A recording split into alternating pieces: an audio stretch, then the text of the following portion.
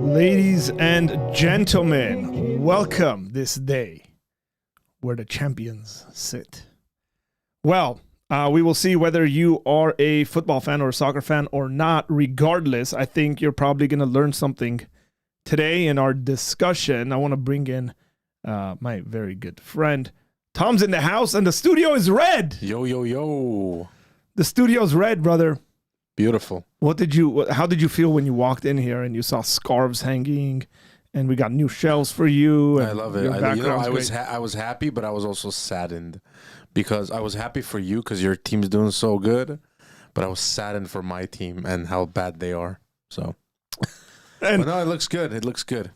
Beautiful. So we're not going to keep the red like constant. We might, who knows, over the next like 1 year. Or if Liverpool does the repeat, we'll keep it for another 2 years. No, just playing. Look, thanks for being here. Thanks for watching this. We're going to be talking about sports. We're going to be talking about religion, Christianity, commitment, faithfulness, and all of that. Now, Tom, I don't know whether you saw my video. I did a video a while ago. And the video was on how sports can become idolatrous. Yeah. Right. And quite often is for people. It is an idolatry for quite a bit of people. We don't want to do that kind of a spin on this. We want to talk about something we can actually learn. Now, I got a video here I want to transition into. And these are all like fan videos. And they're phenomenal. I've been watching them since yesterday. Check this out.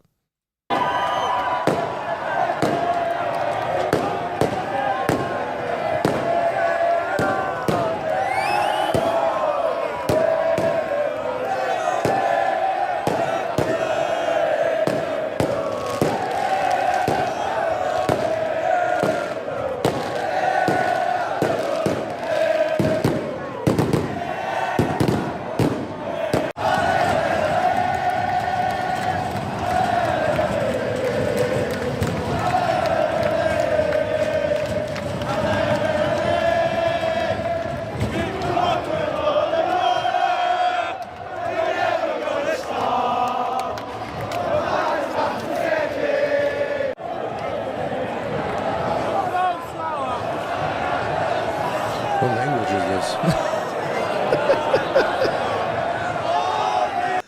Tom has a hard time understanding Scouse. There's a video actually that just got released that speaks about how Scouse is not just a dialect. I just hear like every 10 words. Turkey, football. Oh man, you get used to it. For those that might not watch soccer, I use this example. Paddy the Baddy from the UFC is from Liverpool. He is also a humongous Liverpool fan. Because not everyone from Liverpool is a Liverpool fan. Some people from Liverpool are Everton fans. Since it has it has a lot more than two teams, but two major teams. So you've watched and been involved in basketball for a very long time. You're not really a soccer guy. No, except when it comes to FIFA, because I can. You can dominate. I can dominate. I can so wipe out. That doesn't mean you're a soccer fan. That just means that you play video games. That means I have a soccer mind. I have a high IQ when it comes to soccer. There are some people in our circles that think if you didn't pick the teams that you pick, that. Hey man, I beat your son he picked the best team of all time and I beat him with My son is 11. Whatever. I've seen you play foosball. Yeah. Okay. That I'm very good at. You're really, really good at foosball. Yes. And you don't take it light on anyone. Like you were playing a bunch of 7-year-olds and they ran out of the room crying. Yeah, no, I would consider myself a probably professional level foosball. I don't know about that. I'm not even kidding. I would challenge anyone right now watching to challenge me. He's really, really good. I have to say, you're very good at foosball. Yeah. I'm not very good at foosball. You know why I'm very good at foosball? Because on my last company's dime, we had a little what do you call it? A game room. and we would take advantage of our office hours and during the office days, and we would walk in the game room probably way too much. I don't work there anymore, so I don't care. But we used to go in there and have legitimate foosball competitions. Okay. And it was pretty intense. I was waiting for some kind of a sob story, like, oh man, in Iran we only had one game going on. No, I never. That's the cool thing about people that come from maybe third world countries, is the fact that we get introduced to sports on that level, like being in a league and stuff, pretty late, and we still figure out a way to be good at it. Yeah, but a lot of people I know from Iran are really good foosball players. Seems like it's I'm not talking about foosball. I'm talking about actual sport. Oh, like actually sport. Playing basketball. Yeah. Like I don't think there was a basketball league at the time when I was born. Like my parents couldn't send me at 6-7 years old to a basketball league. Come and play at our basketball. We throw probably not. Buckets. So we're going to get to the conversation about, I think, what the church can learn about or from sports. But I want to play a video. Now, this is Liverpool's main song, Anthem, as Narix put up here. He said, "You'll never walk alone forever." You'll Never Walk Alone is what the song is called. So I also got to explain this to you, Tom, because some of it you know, some of it you don't. And this is yesterday.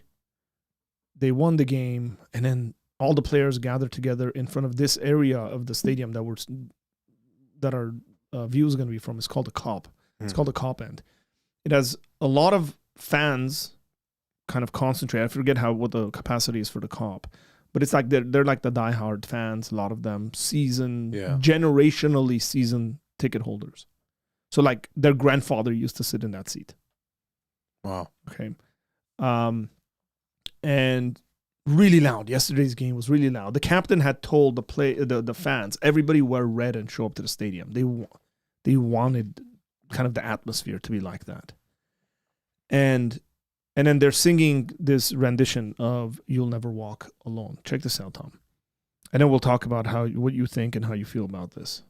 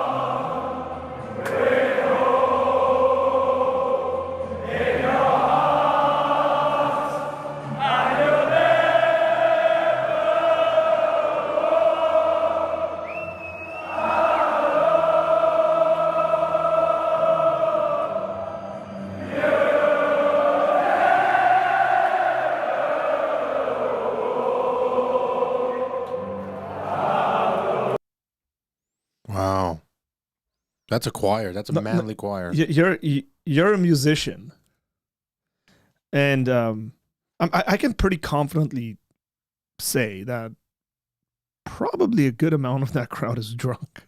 Yeah. Okay, and yet they're able to sound good. I mean, just sounds good, man. And there's someone recording on their phone. If you get a more professional kind of like what the TV cameras and audio were showing, and what we were listening to is very interesting. You said something a couple of weeks ago. We're in a conversation about worship and stuff like that, and you made a comment like, "Hey, you might not sound good individually." Yeah, that's right. But something happens when a group of people are singing together, and then those who know how to sing well, you're always going to have people in groups that might not be professional singers, but they can hold a tune and stuff like that. They're not like me. And they kind of blend into, I don't know, maybe you can say this a lot better, but they make you sound better, essentially. Yeah, that's right. I mean, we all know what, like, even if a person's not a musician, you know what a good singer sounds like. Your ear can catch something on key and something off key. If someone started singing that it was completely off key, you might not be a musician, but you would know that guy sounds bad. So that's what happens. The pendulum always swings towards the center, which is usually where the good vocalists are in the crowd, and then people have this kind of reaction, and it's beautiful to watch. Sometimes, in a tiny context, our church sounds like this too, and I just want to paint my face with colors and stuff like that and sing with them. It's beautiful to see, man. What do you think causes these men, I would say mostly men, right, to act in this erratic way? Erratic. I mean, that's very. I mean, no, not the singing. The singing is beautiful, but the painting their faces and getting into these like groups and stuff like that, cheering, like crying in their hearts, like pumping for this team, and then like. I don't want to quickly go into the church context because it's really cool to discuss this, but then it's so difficult to get people in any sense to be excited for similar things outside of sports. Like what is it about sports in particular that gets people so excited? And then you're like, okay, guys, let's sing a song. And it's like, I mean, I gotta say, some of these soccer football songs are pretty cringy too. It's not like they're all these like massive like chants and stuff like that. And then like people are like, quite a bit of them, I don't know if you know this, but quite a bit of them are old hymns converted. Yeah. So like when the Saints go marching in, has been sung by a lot of different teams. So quite a bit of them who wear red, like, when the Reds go marching in. Yeah. Now there is a team, Southampton, they play in St. Mary's Stadium, and they actually sing, when the Saints go marching in, because their team is nicknamed the Saints. So that makes sense. But, I think one of the things is like groupthink.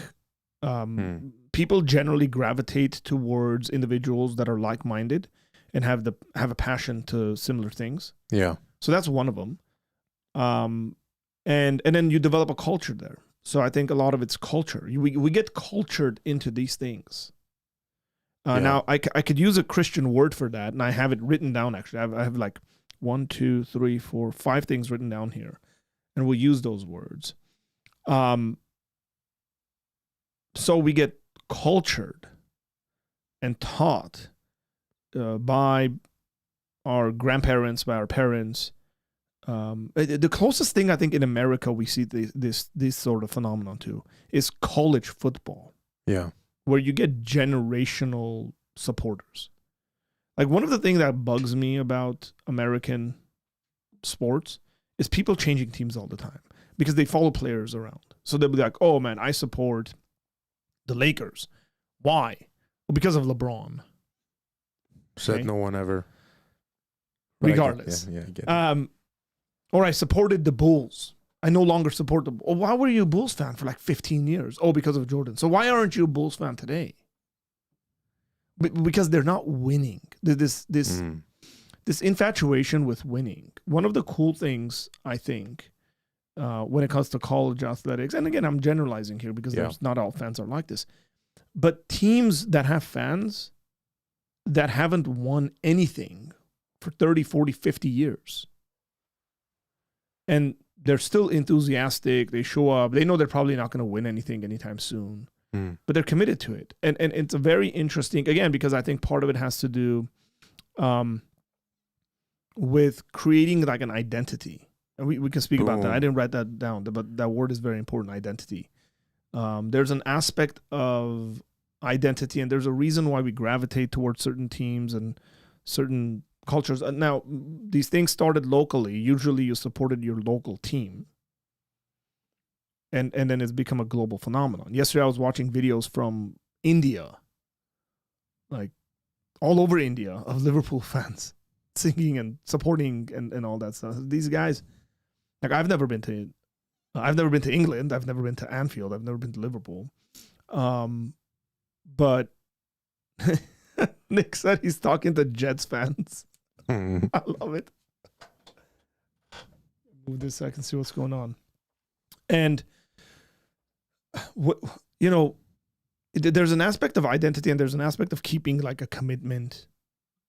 This is what my kids got home from church yesterday and just switched into their Liverpool tops. It's like, how does that happen?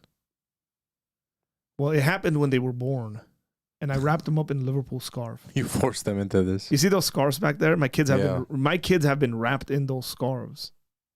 I didn't really force them into it. That's the thing. No, you forced them into it. No, I didn't. I didn't have to force them. And I'm moving into a serious area for this conversation. Because I think when you're properly, this is where I'm going to use my Christianese stuff. When you properly disciple people, you don't have to force them into anything.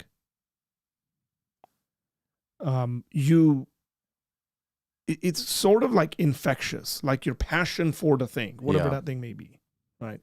Your passion for, in this case, let's say Liverpool, but your passion for dirt biking or sports cars or something like that is infectious. People catch on to it, and then people who enjoy the same sort of stuff become about that. My brother had a son yesterday. Let's put that out there, Tom. Congratulations, man. Thank you. I have become an uncle once again. Was he also wrapped in a Liverpool? He was. I went to the hospital. I took that scarf. What is it? I took that scarf with me to the hospital. I got evidence. I got photo evidence of this stuff. I won't put it up, but I got photo evidence of this. And so swaddled him, put the scarf on there, took a nice selfie with him in my Liverpool top. Because I was like, what a day to be born. Liverpool wins the title for the 20th time. This guy's born. So congrats to my brother and his wife. Yeah, congrats to your brother, man. Really excited. This is his 4th child as well. I think he's trying to compete with me. You guys almost have a full. So between us, we got 8 kids. I mean, you guys can play goalie, so you guys can easily. He can play goalie. You got at least 10. Yeah, so we got 8 kids between the 2 of us. We have 2 other brothers, and they have 2 each, and they're older than me. And so 8 kids between us. Man, you guys are doing great. And it's a good split, by the way. It's 4 boys and 4 girls now. You guys got that Muslim rate going right now. Hey, man. My dad said, I'm not going to consider you my equal until you have 4 kids yourself. Wow. And I have 3 brothers, so there's 4 boys in my family. So we have equal. I got to get my wife to be okay with having 1 more so I can just show up to my dad and be like, what now? What's up? He'd be like, now you have accomplished it. You're a real man. Okay, so like going back into this, like it's discipleship. It is discipleship. We can say without the element of like God ruling and reigning. That's right. But it's discipleship because I frankly don't think there's another way people can live. Everything we do is discipleship. And so when we raise up our kids and we're like, oh, you got to be this fan and that fan. And you kind of go, well, what happened with that kid? How come like he was raised in this like, Laker household and then he became a Clippers fan? I'm like, because they did a bad job discipling him. Yeah, that's right. Right? It's like, how come that guy grew up in the church and then is like, wacky now? Because they didn't disciple him.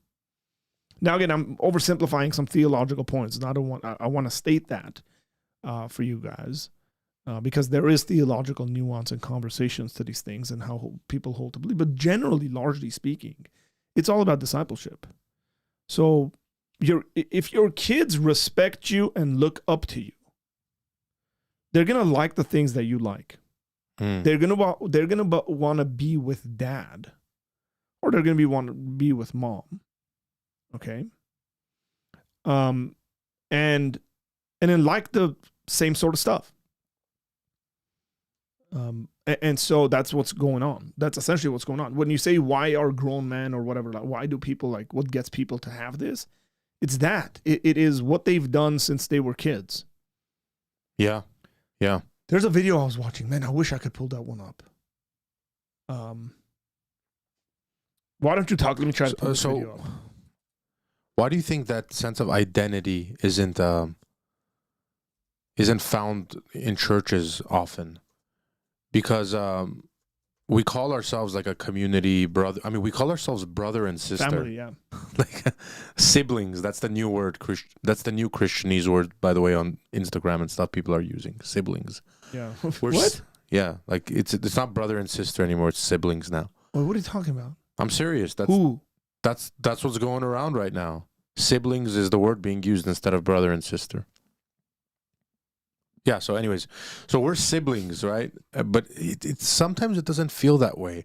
The way I like to see it is when we're going through church or doing stuff at church or setting up, tearing down, doing the tasks in a church, it would be very weird if in your house every single one of your kids are getting up and doing the chores that you guys are required to do, and then one of your kids is just sitting back not doing anything. Yeah. It would be looked at. You would be like, hey man, get up and do stuff, because the identity, the familial aspect is there. We're doing it together. Yeah. But in churches, man, you have a lot of just what do you call it, those people that come in. So I want to be very careful when I say churches, because I think this is a cultural phenomenon. So let's talk about like American churches. Yeah. So I think part of the reason for that is because we have a consumeristic mentality in American churches. Like I can even say like American Protestant churches or evangelical churches. There's too much consumerism. And I think one of the mistakes, and we got to own up to our mistakes. One of the mistakes that I think American evangelicals have made is feed into the consumerism. Yeah. One of the things that started bothering me a while ago was this, what's the word? Like, this thing that got repeated a lot, like, oh, I'm being fed, I'm not being fed. Like, and I've brought this up before. Like, what are you talking about? Like, why are you talking like you're an infant? Yeah, go feed like yourself, you need to man. be fed. You need to be fed. Like, again, I understand it, but a grown adult who constantly needs to be fed, there's a problem there. Now, again, you could say, man, like, I go to church is encouraging, and we all need to be encouraged. But getting fed is infant language.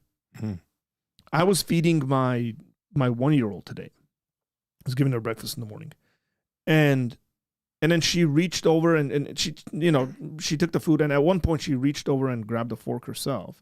Now, this is a child's fork, spoon. What are they called? Yeah, the plastic ones. Rubbery material. Yeah, and so you know what I didn't do? I didn't yank it away and then continue feeding her because it was easier. I guided her hand to pick up the food and feed herself. And eventually what's going to end up happening is that she's going to be feeding herself. And then I don't need to feed her. Now, it'd be really weird if she was 5, 6, 7, and I was still feeding her. If I'm doing that, I'm not doing a good job raising a child. It's okay for your kids to make a mess, because a part of learning and growing is making a mess. And that's just like, that can preach really well in any context. Like, a part of growing is making mistakes. Even as a Christian, a part of growing is making mistakes. That's right. You've made mistakes. I've made mistakes. That's just the reality of it. Check this out. I want to show this video, okay? Now, this is a different video than the one I was thinking. The one I was thinking had to do with, basically they asked people, who would you call? Who would be the first person to call if Liverpool won the league? And people were like, oh, I'll call my grandfather, because that's what I connect with my grandfather. Right? I like, Liverpool's our thing, soccer's our thing. And then so I would call him, and people are like, I'll call my mom, I'll call my uncle, it's very interesting. Like, people just immediately think. Now, this is a different video. And this is the idea that I was talking about when it comes to kind of generationally passing down and growing. Don't cry, Tom. Okay, this is a very emotional. All right. This is a very emotional video. You want to rub it in anymore today, man? No. I'm just saying. Championships. No. Come on, bro. Lakers Mine still is down 3-1. Look. Lakers can still come back. Okay, Lakers can still come back. Okay, buddy. Liverpool were down 3-0 in 2005 at halftime against the best team. 2005. It's rare. It's so rare. It can happen. They can come back and win it. Don't worry about it. And then you celebrate it even more. Don't lose heart, my friend. But check this out. Watch this video.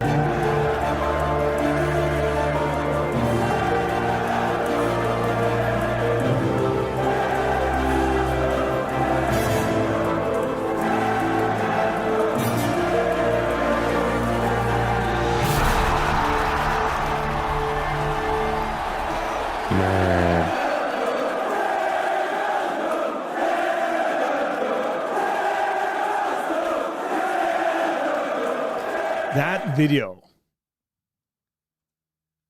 Whew. Man, you soccer players, football fans are such suckers for that kind of stuff. Man. Emotional. But that's exactly the point. Like the sort of feelings that comes with this. And then there's obviously history there. It's like, they haven't won since like the 80s. And there's a whole generation of people that are grown. I was watching some interview today, and the guy was like, I'm 44 years old. I've never seen Liverpool win a trophy in the stadium. Now, people who know soccer would be like, but they won it in 2019. And you go, but that was COVID year. And not emotional than it would be. But Tatiana said, I don't even like soccer. Why am I crying? Because these sorts of things, and again, I'm being serious here, these sorts of things go way past a sport because they're human experiences. Yeah, that's right. And even when we can tend to talk down on we can tend to talk down on like cultural identity, cultural Christianity and stuff like that. But that's part of cultural Christianity. Like, you get this inheritance given to you. Now, the ideal situation would be someone to be both culturally and realistically committed to Jesus. That's an ideal situation. But that's not always the case. But then you go, some guy who doesn't really follow God is like, gets all hyper crazy over like somebody saying negative about Christianity. You go, bro, you don't even follow God. Why? Because it's not just being said to them. It's being said to their dad and grandfather and grandmother and generations of people who've come before that. So what do you think are, do you think there, or can you give me some scriptural, like some places you see in the Bible that kind of encourages this kind of like joyful participation when you're together with the body of Christ worshiping?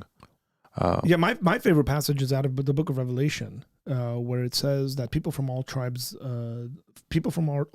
nations, and tongues are together worshiping the Lord. And the assumption, I think there's a safe assumption, I think it does say in their own tongues.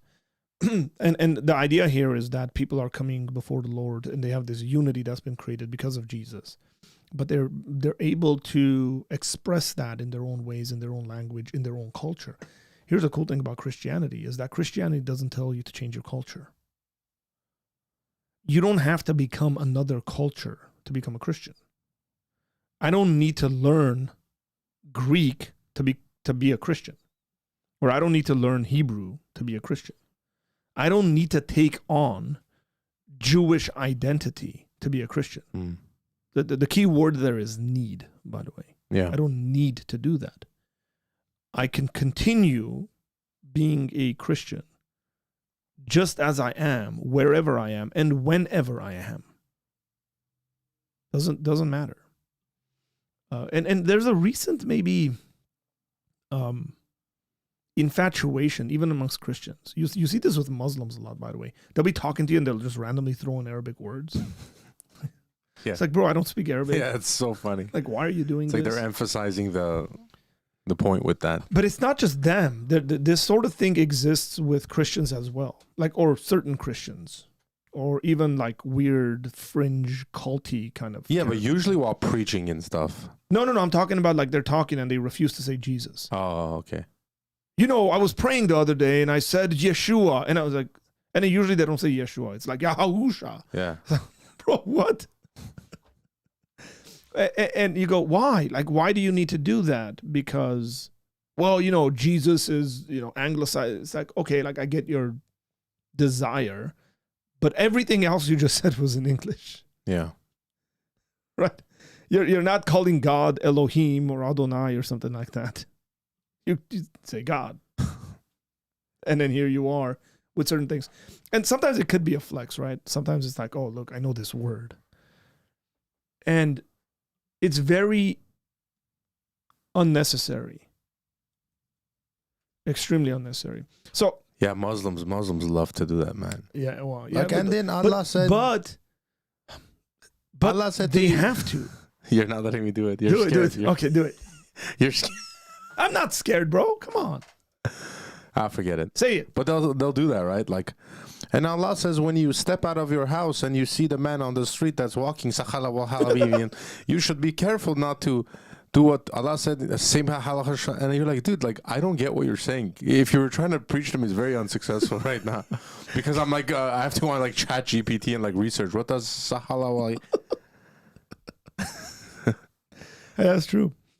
But again, they have to, because the actual revelation of God in their theology is only in Arabic. So you're not really saying anything if it's a translation.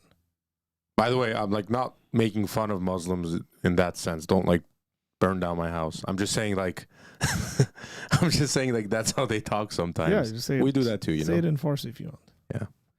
Yeah. So discipleship is one of them. I wrote down, and I've spoken about. I think I spoke about family and kids. Your kids and young people generally will be enthusiastic about things that you're enthusiastic. And so when you were saying like we get people into church singing and stuff, and I'm very serious when it comes to dads specifically, like men. Like if your kid's standing next to you at church, are they going to see you be enthusiastic about the Lord? And being enthusiastic is not just emotionalism. That's not what I'm talking about. But like, are you singing? When the word's being preached, do you have your Bible open? Are your kids seeing that in you? That's right.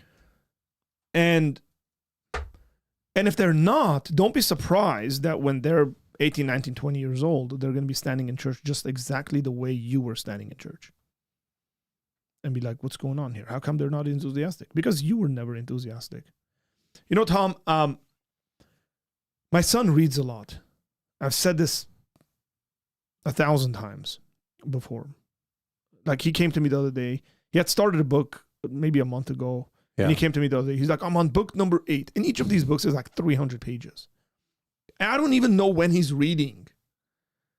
Often, I have no idea when he's finding the time to read. But to the point where like we'll get in a car to drive to his practice and he'll get his book and read on the way there. And it's like a 7-minute drive, but he'll get it and read it on the way there. That's awesome, man.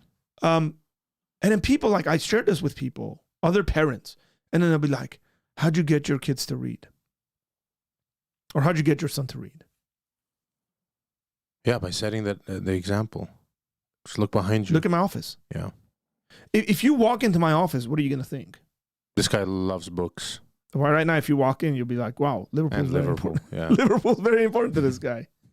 But yeah, exactly. So it's, if he comes into my office and he comes in here often and he sees me here reading and studying and working and doing various things. Yeah. Well, it's just going to get kind of imprinted on him that, man, like reading's important. I should read. And now there's a number of things that I did. It's not as simple as that, but I read with him. I read to him. But I read with him a lot, and reading with and to someone are two different things. Yeah. I read with him in this sense, like I would grab my book and then I'd tell him, hey, why don't you grab your own book? And then we'll sit together next to each other and read for the next 20 minutes. So we did that, and then he just took it on. Picked up on it, yeah. Here's the crazy thing about having... That's actually a good idea. To because read with each other, but not like the same thing. I'm not a big fan of reading to people, but I know there's like good research on that, and I've done that. It's just you realize that if you have multiple kids, they get really annoyed with you because some of them Some of them are like slower and they're younger, and some of them are like, come on, we want to know more. And you're like, no, but this guy fell asleep. I'm not going to do it. But here's what's happened. Now the younger siblings see their older sibling reading. And guess what they're going to do? Read. Yeah. And that's what's happening. So my daughter started reading like crazy this year. And then my youngest, who's developing a little slower when it comes to that, like he doesn't like sitting still and reading and stuff like that, does it. Like I don't have to tell him. Like he goes and picks it up. And so even if he's not reading and he's picking out words, like he's not reading in the sense of like making sense of the book, he has a book open in front of him. Yeah. It's good enough. You want your kids to read the Bible? Read the Bible with them. Amen to that. Pick up a Bible, sit down and read. Let them see you reading the Bible. Let them see you go to church. Let them see you worship. Let them see you honor people. Let them see you serve. Let them see you show up to church and set up chairs. Let them see you usher. Let them see you be involved in the life of the church. And then you're going to motivate your kids to do those things, and they will do those things when they're old enough. That's right. And so that's what sports is, man. It really is.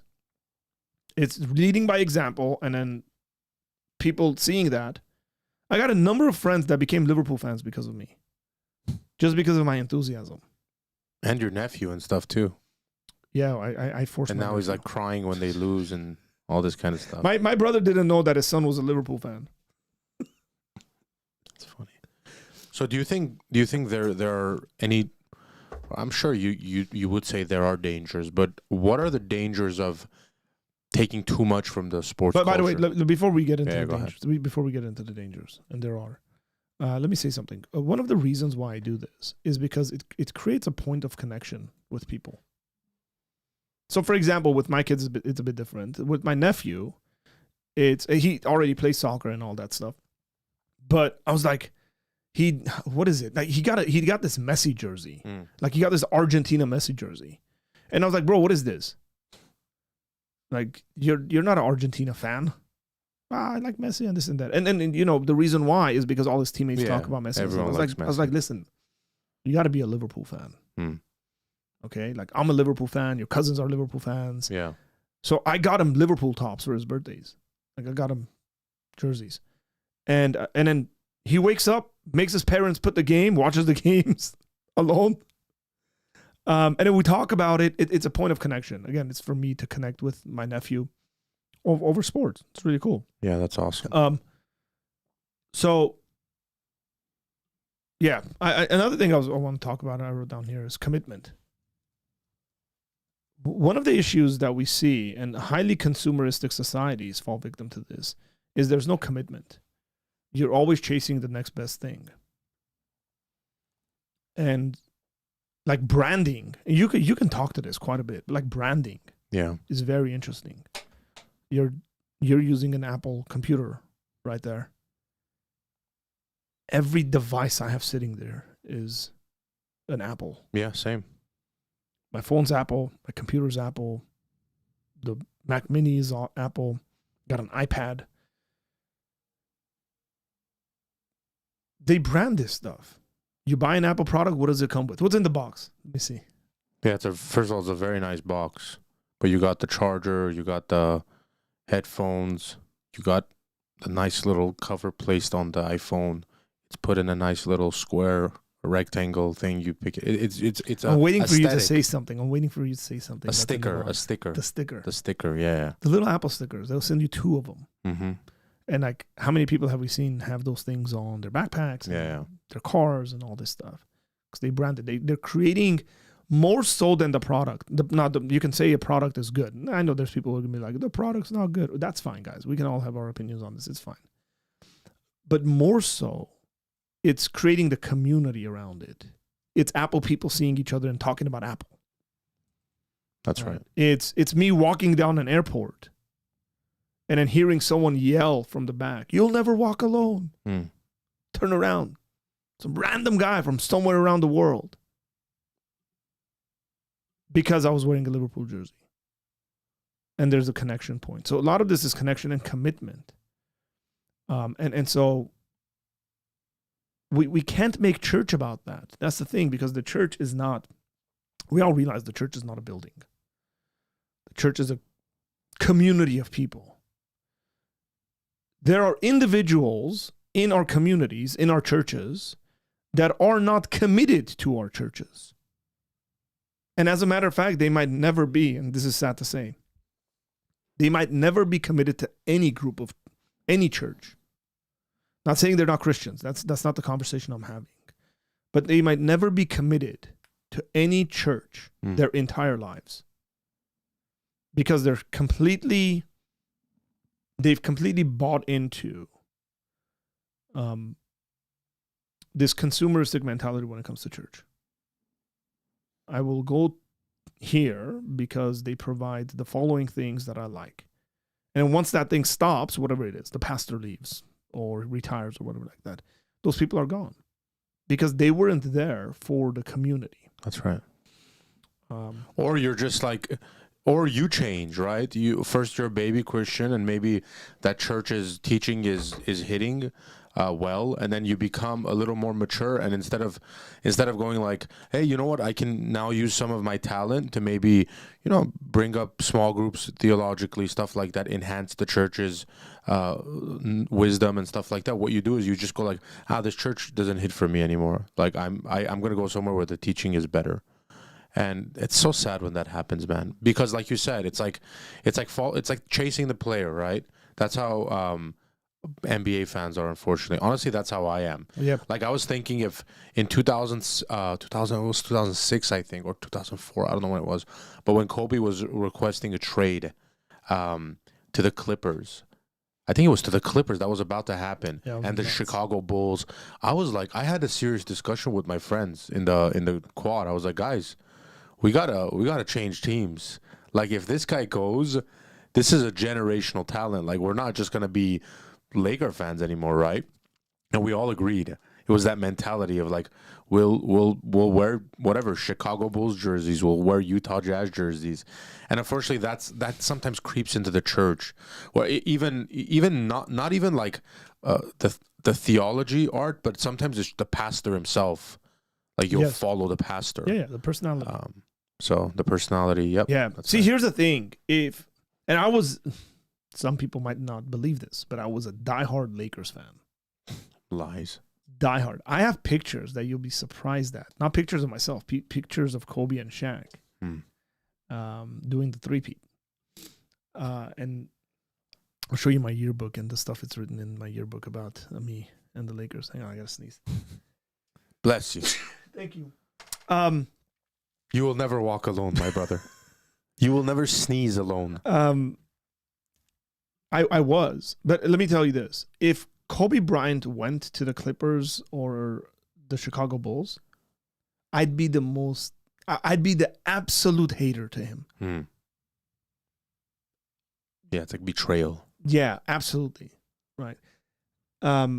Because again, it's like the team versus the individual. Like the individual doesn't make the team. Like it's different when you're playing individual sports, right? In tennis or whatever. Like yeah. But when it's a team sort of thing, players come and go. You're gonna stay committed to your team, and that's the stuff that I like when it comes to kind of having your clan, having your group, having your sort of society is what I would say, because it is a subculture, it is a sub-society. Yeah, I do like something. I feel like we're always giving Protestants flack for kind of changing the way church operates, whatever, the way Catholics see it, where I think it was a video Trent Horn put up today is stop calling yourself Christian content creators. I watched. I haven't seen this. I got to see this. It was interesting, but I think sometimes, not in that topic, but it is nice to create that similar culture of like we have anchor shirts for our church. Yeah. We wear them. One of our elders sometimes will make a hat or made a jersey for our pastor, and I like that stuff. Not necessarily because you're trying to flex with your church, even though sometimes we do that in our human flesh. But it's not just the flexing, it's that you want that belonging, that sense of community to be felt. And when people are wearing the shirt, when you see them outside at a store and they're wearing your Anchor shirt, it just feels nice. You feel like that's my group, that's my family. And so again, these things are, I would say maybe some of these things are even borrowed by sports from the church, that sense of community and belonging. I wouldn't only see it the other way. I think the Bible gives us a lot of examples where, like you would see that team aspect of it.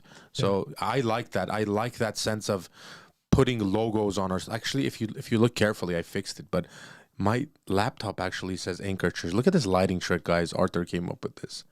It's kind of a bad looking sticker, so when I put it down like this, you guys can't really see it. Yeah. But yeah, I love to label stuff with my church and my community because I love them. Yeah. So I again, there's no issues there. Why? Because you're gonna have to wear clothing anyways. Yeah. We all do. We should. And if I have a shirt that represents my church, my people, why not? Like, I'm going to have to go spend money and buy, say, this jersey. And I'm giving you guys some ideas. Come on, let's make some tops. Let's make some tops. Now, I'm not going to wear a baseball top. Yeah. You wear those, right? I like them, You honestly. got a baseball. Yeah. But they say Lakers on them. Oh. Yeah, I'm not going to wear that. But come up with some soccer ones, man. You'll see me in it quick. Jerome said, what Tom just said is insane because this implies that people could just stop being PSG fans and instead become Real Madrid fans because Mbappe moved there last season. I got some news for you, Jerome. People did do that. As a matter of fact, parents allowed their children to do that. They were wearing Mbappe PSG shirts last season, and this season they're wearing Real Madrid shirts. If somebody buys my children a Real Madrid shirt, let me just put it this way.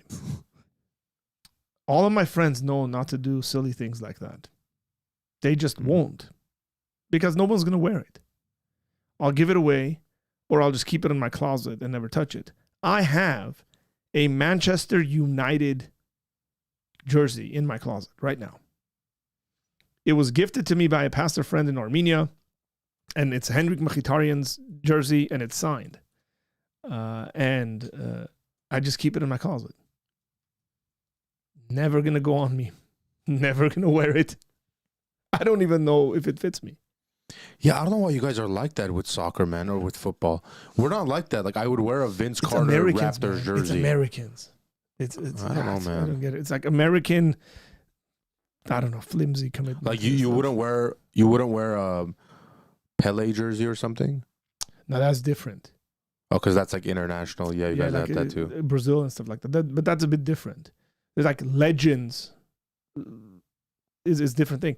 But like, I'm not wearing a Chelsea top. Just not. I don't care. Like, Frank Lampard is a legend at Chelsea. Never going to put his top on. Doesn't matter. Now, if you're British and you support England and all that stuff, then yeah, maybe you can wear a Lampard jersey, but generally it's not going to happen. Then, whatever, Jude Bellingham jersey. Because this is a comment. Now, Jeff, I don't want to come down too hard on folks leaving churches and stuff, because I think there's always good reasons why we ought to change communities and all that. We left 2 churches now in 16 years, but that's like 16 years of marriage, 2 churches. That's quite a bit of your time. One due to a big hurt dealt by a pastor. The other due to the last one not having a good youth program, 6th through 12th. I know I need to teach my children. Well, yes, you do need to teach your children, but if the church is not actually serving its people and its community, and you're kind of saying to the leadership and to the church guys, hey, we need this, this stuff to our children, and nobody kind of pays attention to it and doesn't take it seriously, again, because that's about discipleship, doesn't take discipleship seriously. Even my pen is red, check it out. Then, yeah, you could say, hey, we're done. We're out. Tom, it's called regional/rival priority. Yeah. I still think you guys are weird. like see, that's the thing. It's like the Lakers and the Clippers fans shouldn't get along. Clippers suck, man. It doesn't bother us. Are they in the playoffs right now? It's like playing soccer at home with your kids, and they're like scoring goals and stuff once in a while. You're not angry at them. You're just like, it's fine. Yeah, Clippers are playing. It's 2-2, I think, right now. I'm trying to pull this up, but I hate the way this stuff. I hate. Here to come the complaints. Playoffs. I hate the way American playoffs, teams bro. I do hate playoffs. bro. We spoke about this yesterday. Have a league. You're good in whatever 72 games or what? 82 games. What's the thing? How many games are in a season? 82. Okay, over 82 games. The best team wins it all. Yeah, I would like that, honestly. Except we never win. And then have cup competitions in between. It'll be great. No, you don't get it. You football fans don't understand the feeling of winning the championship after a hard-fought. What are you talking about? After Champions a League, hard-fought FA 7-game series with multiple series players getting injured. You guys just like one and done. You're like no, it's not one and done. No, but the cups are. It's 9 months. It's 9 months of competition. Yeah, but your cups are one and done. They're not. Some random player can have one good game and But they're not one and done. What are you talking about? The FA Cup has like 9 stages. Yeah. But I mean, when you're playing a team, isn't it like just one game win and then you move on or not? Like it's decided a lot by one game. It's a bunch of game sevens, basically. Yes, exactly. Yeah. You realize the only reason there's like 7 games, there used to be 5, is because they want more money. It's all the commercial aspect. Consumerism. Yeah, exactly. Back to my point. So basically what you're saying is that the Clippers are doing better than the Lakers in... Yeah. Yeah. They are. So far. Have you ever felt that kind of joy, Art? Because I feel like I always tell my wife, I go, you'll never understand this. There's not a thing in your life that you'll ever experience. Maybe I'm not talking about like the birth of children and stuff like that. Like, understand what I'm saying. I'm talking about non-essential things like that. You'll never feel like what I feel like when the Lakers won the championship. That feeling of just like it's like you did it with them, and you had nothing to do with it. You're asking me whether I've had that feeling. No, yes. I'm saying I wanted to jump out of my skin yesterday. Yeah, I'm saying have you? You just ruined my question by saying that, by the way. Have you had that kind of feeling at church? Like, has there been a feeling like that? I'm not talking about like the whole crowd is chanting like Jesus, Jesus. But have you had a moment so powerful like that where you're Absolutely. like, this experience does happen in a spiritual sense? Yes. Although it could be debated that it is sort of a spiritual sense in sports. It's absolutely spiritual. Oh, yeah. Yeah. See, this is the thing, because... There's this false dichotomy we have over like something being spiritual and then something being non-spiritual. Yeah. Look, spirituality is a holistic life. And it deals with stuff that is not a part of our physical body, right? And then it also impacts our physical body. So we might be in a setting, let's just say, worship setting or preaching setting and stuff like that. And something spiritual is happening, and then what we see visually might be like someone weeping. And we see quite often. Like, now I'm not talking about like insane charismania and stuff like that. People like erratically laughing or something like that. But you can have great joy where you would want to laugh, and maybe the reason you don't do it is because you're going to look like a weirdo. But you want to genuinely laugh. But I've had experiences like that. And I would say if I'm having that experience all the time, it might be fabricated for the same reason why I don't have the same feeling every soccer game I watch. Like every Liverpool game doesn't give me the same euphoria, let's just say, right? Some of them are like, okay, that is not really exciting.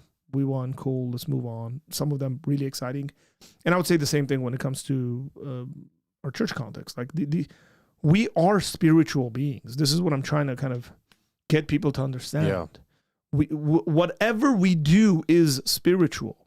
Everything we do in life has spiritual ramifications because we are spiritual beings. Whether it's you hanging out with your family and your friends, rejoicing at a birthday, watching your team play, being in church. Now, there are different kinds of spiritual experiences, but they're all spiritual. Yeah. We can't be... Let me phrase this right. We can't be anything but spiritual. That's right. We can't be anything but spiritual. We were created by God in his image and in his likeness. That is fundamentally what we are as spiritual beings. It's strange to me to say, oh, like I went and sang a bunch of chants with 60,000 other people, but that wasn't a spiritual experience. And I'm like, why are you crying? Yeah. Like, what was that feeling you had? What was going on there? Was that not a spiritual experience? Of course it was. There's no question about it. So why do you? But I've had it in church. So why do you think it's lacking lacking in a lot of American churches, as you said in the beginning? Because for example, when it comes to worship, right? I've encouraged people to worship and singing and songs, right? And it seems like I could potentially remind them every week, because it's just the next week is terrible again. And that's been the tough context. Like growing up in a charismatic household and seeing the way they lead, the way they sing and do worship, and then moving into a church like Anchor, where it's just like, I mean, you gotta like really get people moving. What do you think it is? How can we have people engage? I mean, even Romans 12:1 I pulled up here. It says, never be lacking in zeal, but keep your spiritual fervor serving the Lord. Right. It seems like the kind of language that Paul uses and the New Testament uses is always excitement, like pump up. And by the way, pump up doesn't always mean like you're jumping around the church and you're going up and down, because like in other in like Orthodox traditions and stuff, they pump themselves up by doing chants, but they're doing it like wholeheartedly, like singing together. The priest is shaking the thing and the smoke is going up. That's kind of the same thing, right? And so, man, when I say these things, it's so weird how similar it actually does look to the soccer stuff that you show me, like the smoke going up and them all chanting. Flares. I don't know, man. Maybe it's just an extension of it. But yeah, how do you do that? How do you keep that fervor, that zeal? How do you get people excited? Because look, Art, if a bunch of men can sing these cringe songs together, like You'll Never Walk They're not Alone. all cringe, bro. Okay, you know what I mean. They can sing spiritual songs too, but why is there that thing there, man? What's the wall there that's not allowing that someone that's so excited in sports has such a difficult time when it comes to worshiping God in church? Yeah. You watch games with me, right? Yeah. Of course I have. Yeah. Yeah, you get excited. You pick up your foot a lot during games. Get what I'm saying? Like you do this, look back. Like you put your foot up a lot and you like rock. Yeah, the nervous ticks. Yeah, that's your I'm nervous. My nervous tick is like walking around my house. Oh yeah, nervous ticks. I'm just like yelling at my children for no reason. They're actually being good kids. Like when the Lakers lost, I was just yelling at them. For no... Well, you know what? It'd be nice one of these days. You see, like sometimes I want to record stuff. Yeah. And I had this really good reel that I made when Liverpool played Real Madrid. And every aspect of my reaction was authentic. And sometimes I want to put a camera and record myself with my kids watching a game. But the thing that bugs me is knowing the camera's there. Yeah. Whether I will intentionally act a certain way because the camera's there. So yesterday before church, I watched like the first half of the game before church, and one of the goals during yesterday's game, the second goal, Alexa McAllister scored this phenomenal, like just amazing goal. And I just jumped up and, kids, and I was like, oh man, I wish that was recorded.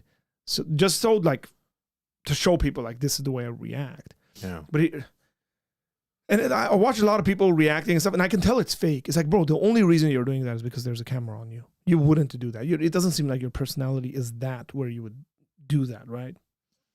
And yeah, I don't know, hidden camera. Maybe you can watch a game with me and sneak in some recordings.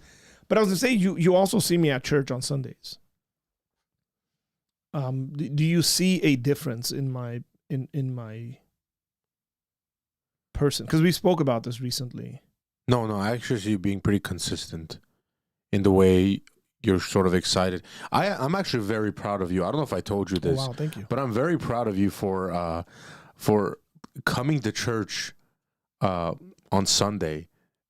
Even though there was a big Liverpool, because I know you probably watched a little bit of it, but that excitement, as a fan, it's not just that when the game ends, it's the Twitter videos, all the things that come up, you reading comments, you're kind of in that mood, and it's hard to come to church and then your mind is like going 50 different places. It was hard. It was hard yesterday. I'll tell you that. I'll tell you. Nice job.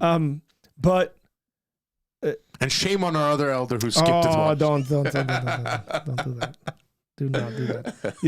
Here's what I was actually thinking about that because somebody came to me and said, "Where's so and so?" And I said, "He's with his dad." Yeah. And for me, because that's way beyond the watching of the game. It really is, Tom. Like, I wish people understood this, like in the church context. Have you seen the video where like it counts like how many days you have with your parents, something like that? Yeah, it's depressing. Yeah, it's really gets sobering. less and less incrementally as it's like it gets really sobering. Yeah. And then like I remember some guy talking about like, oh, I see my parents twice a year because they live in different states or whatever like that. And then he did the calculation. He's like, if they live for another like 9-10 years, I'm gonna see them like 18 more times. And it's like sobering. Now again, that's a completely different context than some of our contexts, right? How many more experiences can you have with, say, your father or your mother or your kids doing stuff like this? Yeah. That's the sort of direction I think in. That helps me be balanced on these sorts of things. So here's why. This is going somewhere else from the conversation, but I got to write this down. It's so weird watching you write on your desk. I wish I could show people. It's awesome. I love it, bro. Like, I got it's this literally desk. on the desk. I got this desk because of that, because it's glass covered, and then so I can write with an expo marker on it. And what color pen are you using, by the way? This one is red. It's a red pen. Wow. Yeah. Fully committed today. Yeah. Except I'm wearing my black top because my red one, I was wearing it yesterday.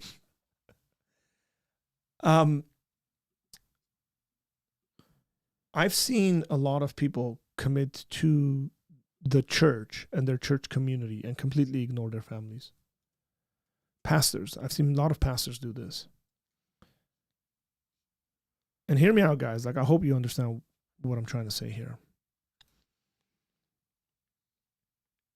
If I get to go to one of my kids' games and I miss a Sunday at church, but I'm there on the sideline. I'm not talking about every single week. This is not what I'm talking about. It's not the way I live my life.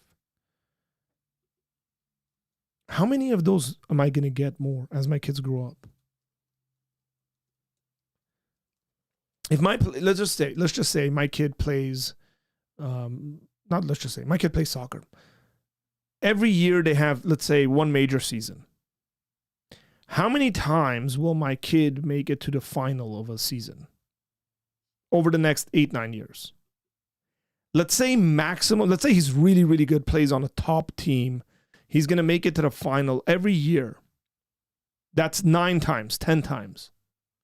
From being 11 to 21. Mm.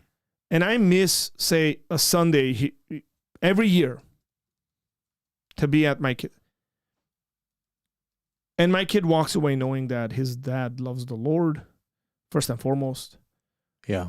Loves his wife, loves his family, and loves him because I'm there present. Not, oh, sorry, son, I know you worked all season and you made it to the final, but I can't be there because I got to be at church.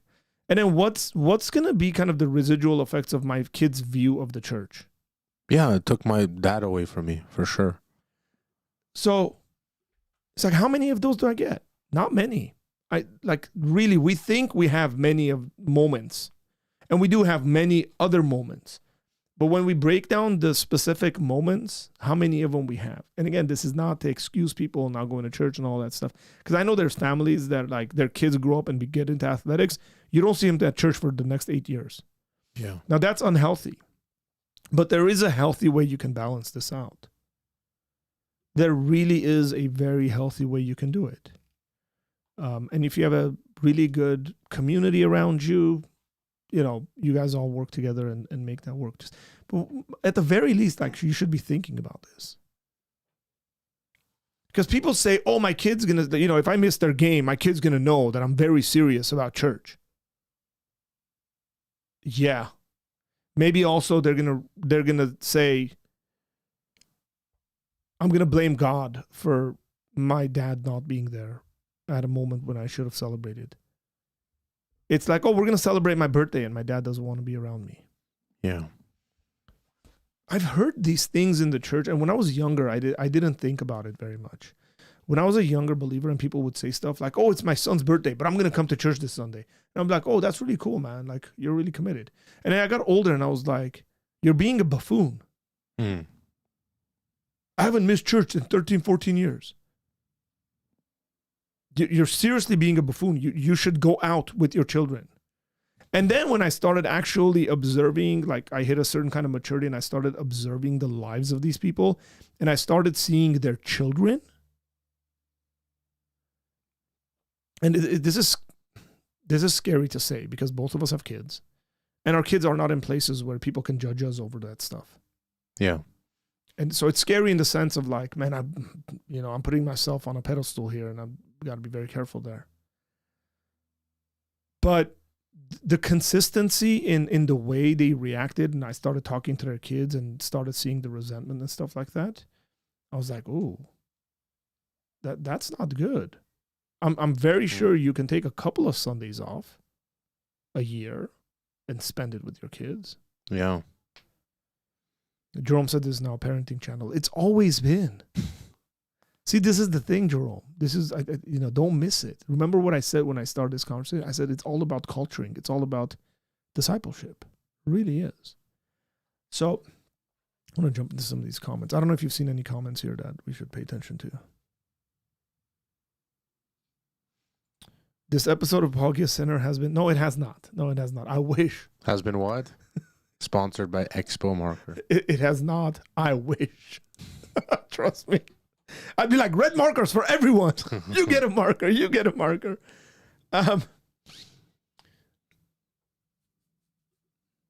It's tough speaking on these things because, especially when you have children, and especially, like in the next 5 to 6 years, my kids are going to be, let's say my son's going to be 16, 17 years old. Wow. And yeah, that's really crazy to think about. Driving and stuff. Yeah. And what kind of an individual would he be and how would people view me?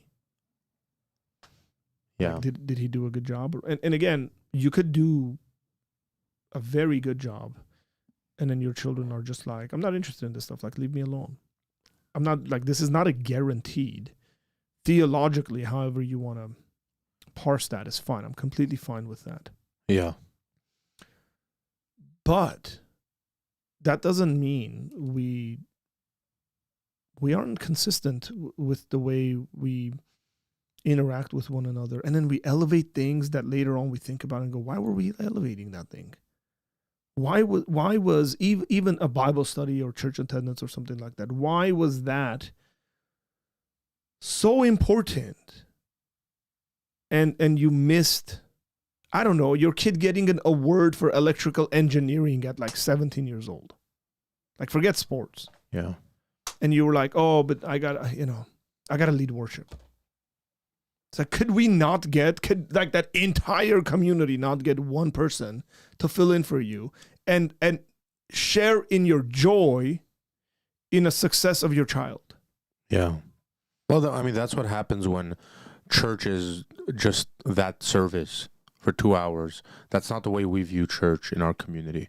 It's every day. I see my siblings from church all the time throughout the week, everywhere. The schools our kids attend, the hangouts we have, lunches. So it's like if Arthur can't come and do something at church in the way he serves one Sunday, it's not that he's missing church. He's just missing the service because we're constantly in that communion together. Yeah, and many times what's happened is this happened with you.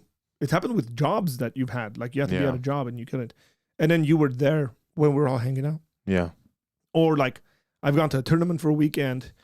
Usually my weekends are, if they're going to be bothered by anything, it's that, or like I'm speaking somewhere else. But like, and then come back to our fellowship and then spend time with the people of God. Yeah. And there's a certain kind of healthiness that comes out. Like, again, look at the confidence of the kids, look at the friendship the kids are developing with each other. There's an aspect of healthiness. I interact with other people and I see whether their lives look healthy or unhealthy. I mean, it's sad sometimes. I'm like, wow, you're 35, 40 years old. And your kids have you as a role model. And I legitimately mean this because I'm sad because you shouldn't be a role model. You're a very immature individual. Yeah. I see quite a bit of that stuff.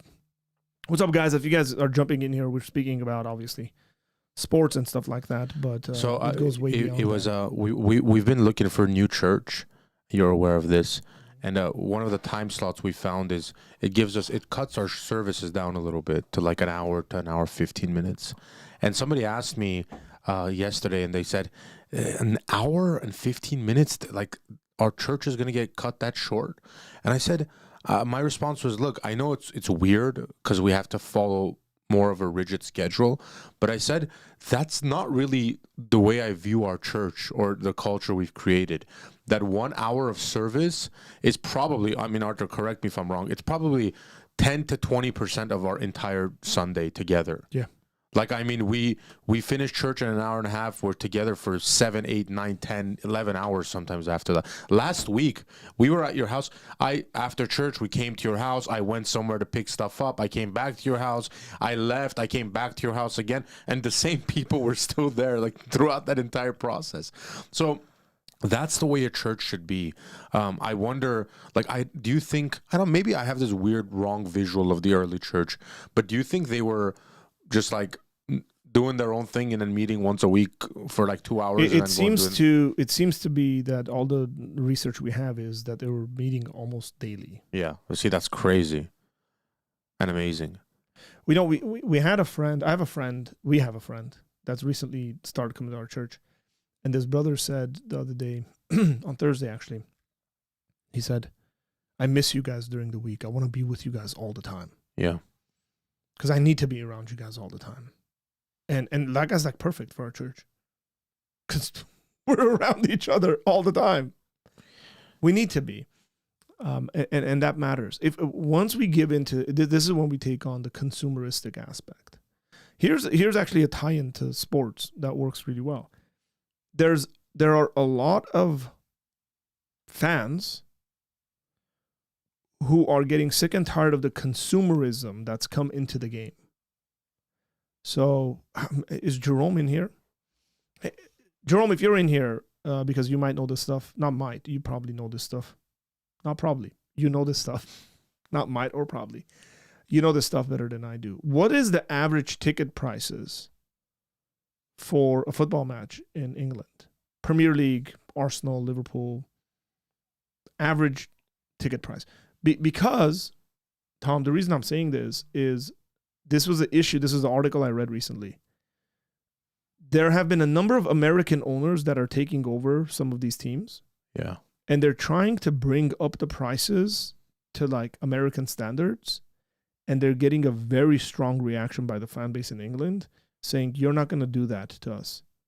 Because if you do that, I can't come. And I've been coming to these games since I was born. My dad came since he was born. My grandfather used to come. And what you guys are trying to do is essentially ruin the game. By one of the things that gives these stadiums the feeling is that they're local people who go to these games. And obviously there's people who travel to the stadiums and go and stuff like that. But the heartbeat of these teams and the stadiums is the local folks. It really is. And so just one ticket. Not season tickets. But American ticket prices for American sporting events. Like, can you go to a Lakers playoff game? No, it's more expensive than Disneyland. Seriously, I'm not kidding. It would cost hundreds and hundreds of dollars to get a horrible seat at a Laker playoff game. Like nosebleed seats. Yeah, I would say nosebleeds for a regular first round series playoff game. You guys can look this up. Would be $300 a person minimum. Ask ChatGPT. So you're getting like, let's say, family of 4 trying to go. You're talking about $900. That's before you get a $25 hot dog or something. The average. I just googled this. The average Premier League match ticket price ranges between $60 and $73 some. Yeah, see, that's amazing. Okay. That's the average. The cheapest is about $52. Tell me if that's right or wrong. Yeah, that's pretty intense. Dodger games are free.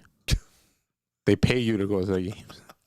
Nobody likes baseball. I went to a baseball game recently and no one was watching the game. No one. There was people like Nobody on the goes, slides outside. People don't go to baseball games to watch the game. It sucks for that one fan that's like keeping up with the 600 games they have. And he's like, come on, guys, we're 300 and 255 this year. Oh, Like, you lost us at game like 50. Yeah. Yeah, it does depend. But teams like Arsenal and City violate and charge. Notice the language Jerome is using. They violate and charge £80 for an adult ticket. And the child tickets don't drop much at all. Now, again, the fan base react to this. And I told you before we went on, there's a statement in England that football is nothing without its fans. The fans are what make the sport that. Because they're the ones that show up and sing and encourage and all this stuff, right? And so it's very interesting because I was watching a little clip that came out. I haven't watched wrestling in a very long time, but it was a wrestling video. A fan meeting a wrestler. And goes, hey, can we take pictures and stuff like that? I guess it was like a weekend sort of thing. They had 2 days of wrestling. And he took a picture with them or a video or whatever. And then there was a comment about like she paid like $5,000 for tickets. And the wrestler goes, what? Like he didn't know that's how much it cost. He was genuinely in shock. And he's like, I'm assuming you're like in the front row. And she's like, no, what are you talking about? I'd have to pay like $15,000 to be in the front row. I was like, wow, like it's interesting that this guy's a wrestler.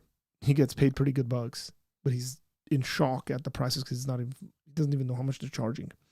Okay, I'm gonna pull this back a little bit because I think it kills this sort of consumerism can kill any sport, but it's this sort of consumerism can kill a church as well. If you get churches and church leadership that is like that, consumeristic oriented, they're not about developing community and family and connections, and they're all about the lights and the smoke and the experience, you're going to see a lot of really solid people leaving that church. I'm not going to name this church, but I was talking to someone who grew up actually. I was talking to someone who grew up in one of the major mega churches in the United States. He said that so many people were going out through the back door of that church that there was another mega church in that town of people who'd left that church. Wow. And nobody talked about them because that church was fully consumed and about all the new people they were getting. And the back door was so wide. Legitimately, there was another like 2,000 to 5,000 member congregation in that same town. Wow. Former members. And you kind of go, man, that's crazy. So again, there's an aspect of like American. We should move our church there behind the other church. Hopefully their back door opens up. Hey, so I want to ask you a question. I was going to come back to this personal sort of thing when you were, the reason why I asked you, have you watched a game with me? And then have you, what is your impression at church on Sunday? Is because there's a consistency in just my person. And the reason why people aren't as active and joyous or singing or whatever they need to be, like they'll do that at a sporting event, but they won't do that at church. Again, you can regulate your emotions properly in those contexts. The reason for that is because they're not comfortable in their own skins. They need to get more comfortable. They need to be. They need to learn to be vulnerable. If I cry at church, I have no problem with people seeing me cry and look weak or whatever. If I sing and I don't have the best singing voice, it doesn't bug me.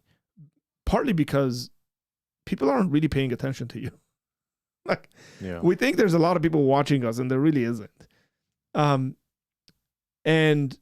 so what? It gets drowned out by the good singers anyways. I'm cool with that, like you said.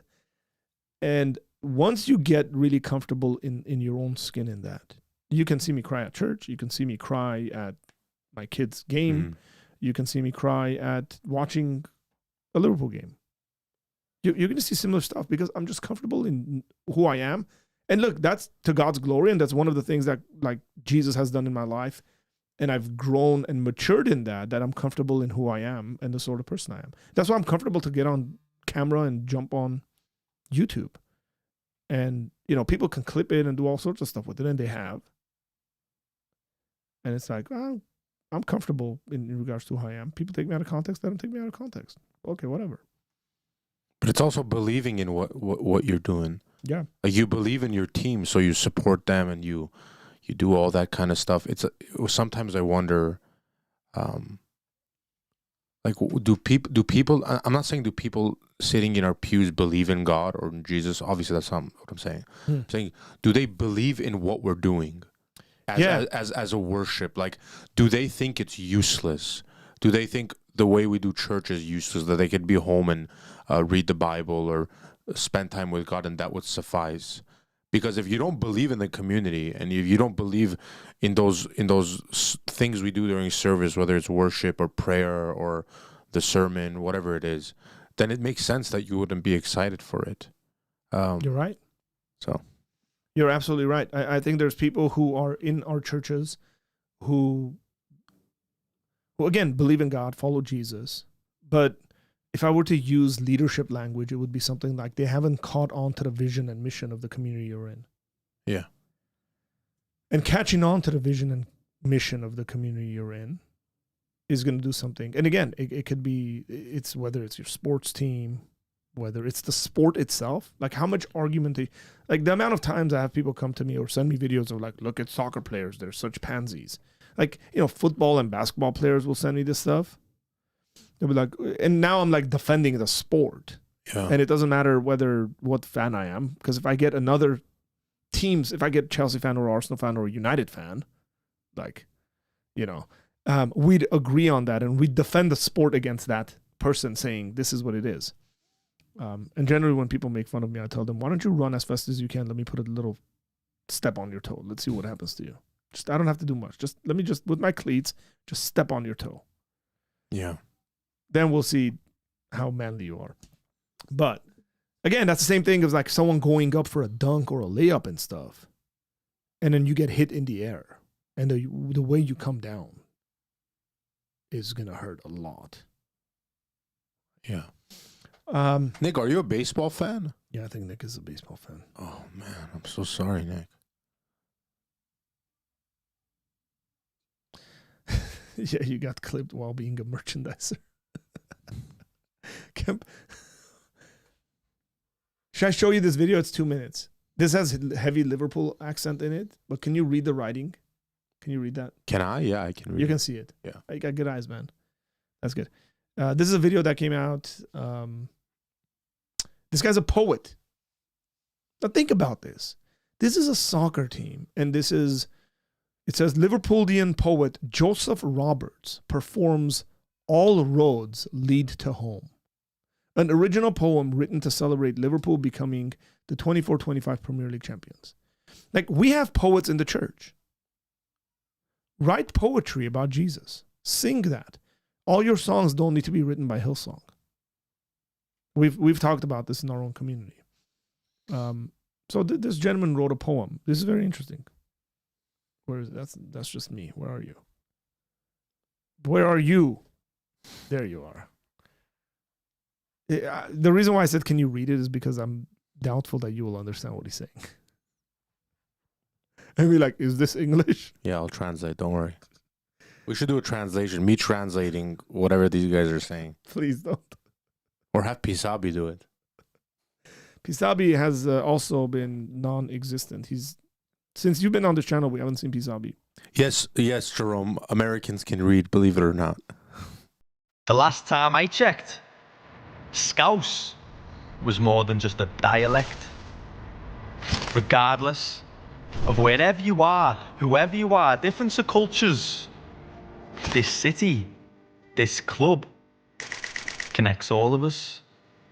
Because one thing that the Liver Bird taught us is that you'll never walk alone, no matter your coordinates. All roads lead to home, you know.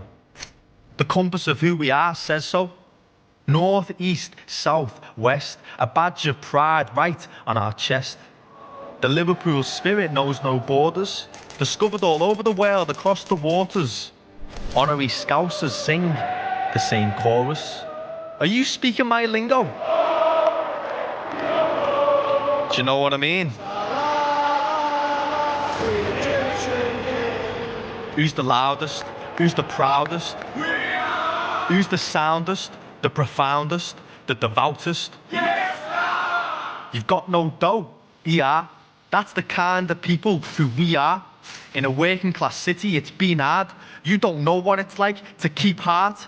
We're digging so deep to keep part. So let's settle the beat and leave marks. It's a grassroots game where dreams start. Anything's possible, see far. Mentality, monsters, belief spark. New man in the dugout, we scream on. Recounting the trophies, the league's ours. The echoes of history are calling us. This means so much more to us. Check the map. We are one of the world's wonders. Everywhere we go, our Scouse passport gets stamped deep to the core of us. Get a magnifying glass, lad, and take one good look at us. Cause we've got nothing to hide, no more conforming us. We're a breed of our own. All roads lead to home, a passion so massive that it's roaring us. Like the Sistine Chapel, it paints the walls in us. We don't speak the King's English, perfect sentence structures. But if top of the league's where you finish, then it's a pretty clear message to the others that we are Liverpool. We pushed the boundary. How did we do it? Scousers, aren't we? So, yeah, I'm definitely getting, like, this video is going to be taken down by the Premier League YouTube channel, for sure, because of that. But I just took a bunch of notes on the stuff he's talking about. Again, people are such surface level, Tom, when it comes to understanding culture and society. And, like, as Christians, we got to be, like, missiologically minded. Doing apologetics it forces me to be missiologically minded. Doing my other job with Young Life, I have to be missiologically minded. I'm trained to be missiologically minded. That's just the sort of stuff I've done over the years. But look at the things that I just wrote down. Just visually, paintings, tattoos, shirts. He spoke about borders. He spoke about how borders disappear if you're supporting this team, this unifying aspect that brings them together.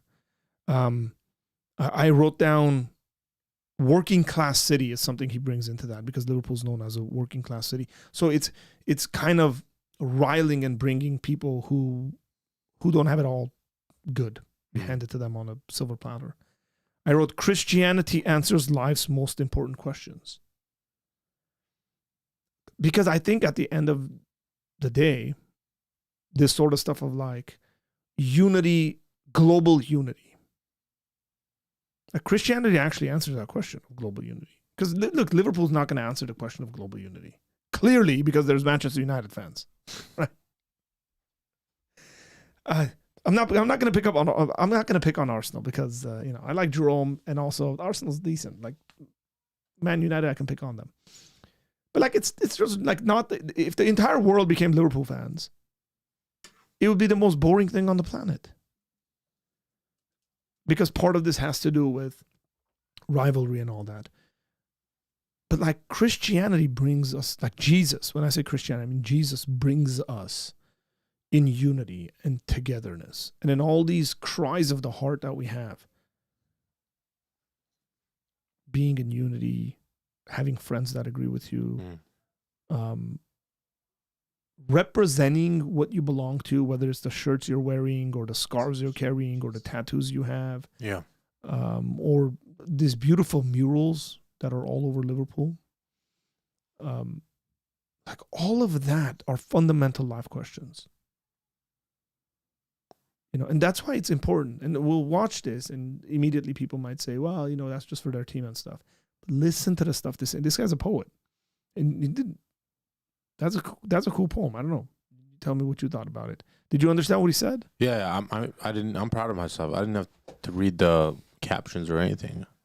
That's good. It wasn't that. He was talking about World War II, right? And then we send up bunkers. The lot of us. He didn't speak like that. But Paddy the Baddy does. All right, lads. Tupac Shakur, who? What's this guy's name? It was interesting. He said something like, if you have beef with the rest of us, something like that, with beef. That was very interesting, because I highly doubt that's Scouse lingo. That's coming out of America, probably. Yeah, and again, that's cool. But do we actually have the answers to this? And frankly, at the end of the day, you know what I'm going to say? As cool as athletics is, as cool as sports are, as cool as I think soccer is, and as cool as the team I support is, it's not going to answer any of these questions fundamentally. There's going to be a superficial aspect of like the human problem being solved, and it's very superficial. Because your emotions bounce. Mm. You any team. Okay. When did you come to America? What year? 2000, turn of the century. You came to America at the perfect time of being a Laker fan. I know. Wow. At the perfect time. That was God's will for me to Brother, come here at that time. I was supporting the Lakers in 1997 when Kobe Bryant came in. Like, I saw him airball those playoffs. Like, I saw it live. It's the Jazz. I was disappointed. This big shot. So, for all those who might think I don't like basketball. But the feelings that were there in regards to like winning those titles for the Lakers, like wasn't there a couple of years before that. And so your emotions are down and you're like, Kobe, this guy's trash. Yeah. Right. And then next thing you know, he's the biggest thing there is. And so your emotions go with your team, your feelings, your kind of day is made up. There was a time, and we're celebrating and saying all these things about Liverpool. I always tell people I was a Liverpool fan in 2011-12. Those who know the history and the coaches we had and the players we had understand that we were in a really, really bad place. Liverpool almost went bankrupt, Tom. Did you know that? I didn't. Like, the bank almost bought the team. As a matter of fact, the bank owned the team. They were about to liquidate the team. And these guys came in, the current owners came in. They also owned the Boston Red Sox. And they came in, bought it, took it out of, they canceled all the debt. I mean, we preach a gospel message on this. They paid off all the debt. And LeBron is actually partial owner in Liverpool. Maybe that's where he was on Sunday. Because he wasn't at the game. He was at the Liverpool meeting. Yeah. You know where I see, were you still going or... Yeah, I was saying yeah. The point I was trying to make is that our emotions go up and down with sports teams. This is why I say they're pseudo, like they don't actually answer the questions. But when it comes to our relationship with God and our relationship with Jesus and what Christ has done, even though our emotions during the day are up and down and we're going through different trials and experiences, there's a consistency in what God has done that doesn't change. And so that's why we can say things like, have joy, be joyous, always. Yeah. Always. Because your circumstances could be different. But teams can't say that. Sports teams cannot say, well, be joyous all the time, even though you haven't won a trophy for the last 45 years. You're just going to feel down. But because the victory is not won. Yeah. But in Jesus, the victory is won. It's done with. And so therefore we can have this hope and joy in us, even though our lives up and down everywhere. Amen. You're always a champion. That's right. Yeah, like legitimately. I think, again, you know me well enough to know that I'm not a big fan of just like super motivational, like always like these talks or something like that. But my mentor says, like, you're a child of the king. I might feel awkward hearing that and saying that, but it's true. Yeah. Right? We reign in the heavenly places with Christ. That's what the Bible teaches. So there's an aspect of like what God's done on our behalf that helps us actually live out what everything else tries to kind of reach for and can't ever attain. You know, I put a note here while you were talking. You know where I think church, community, and sports come together the loudest or the hardest is in difficult times. And you see this, right? Whether it's by difficult times in sports, I mean, when your team is losing, right? When you're having that losing time, the fans together, it's not a joyful moment, like you said, but you're always like, if we add this guy, we can do it, you know? Like, guys, don't be so down on these guys. Like, let's come back next year, like that. Or even I was thinking in like when you lose a sports figure, the community comes together. So in such a great way, like when Kobe Bryant died, or when Muhammad Ali died, and some of these greats, you see like this insane bond in that community that it's like unexplainable.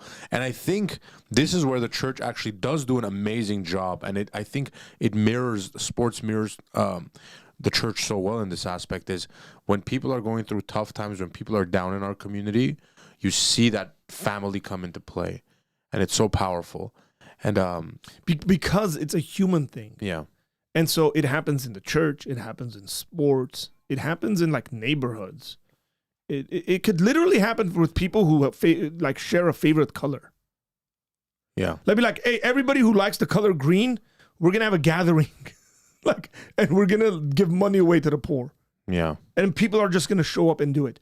Because living in community is actually a part, stepping out of line here when it comes to like theological statements, but I'll make it anyways. Living in community is a part of the image of God we have in us. God, the Trinitarian God, is a communal God. God is in community. God has always existed in a love community.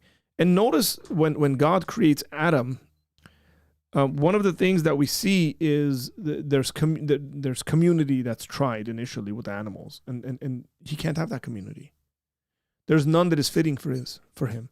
And so the woman is created, and so you have human community now. You have the family, you have the husband and the wife. And that's the nature of like humanity's existence. It is wrong and impossible for human beings to live alone. Just solo existence. It shouldn't be that way. Whenever you see a human being that's alone and secluded, something's wrong. They're in depression, right? Like they have anxiety. There's all sorts of stuff. Like just being alone messes you up. Yeah. Like I don't care how much of an introvert a person could be. They could never live alone. Just like without anyone. Oh, are you going somewhere with this? I'm not. You will never. Oh, you'll never walk alone? I wasn't, but hey, come on now. That was a great I didn't even. thing you did there. I was about to preach, but I got a couple of texts.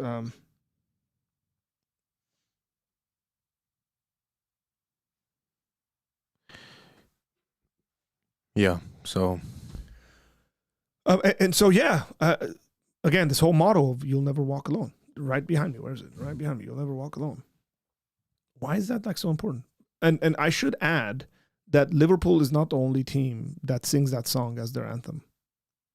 Some of the more famous teams that do it are Celtic and Dortmund in Germany.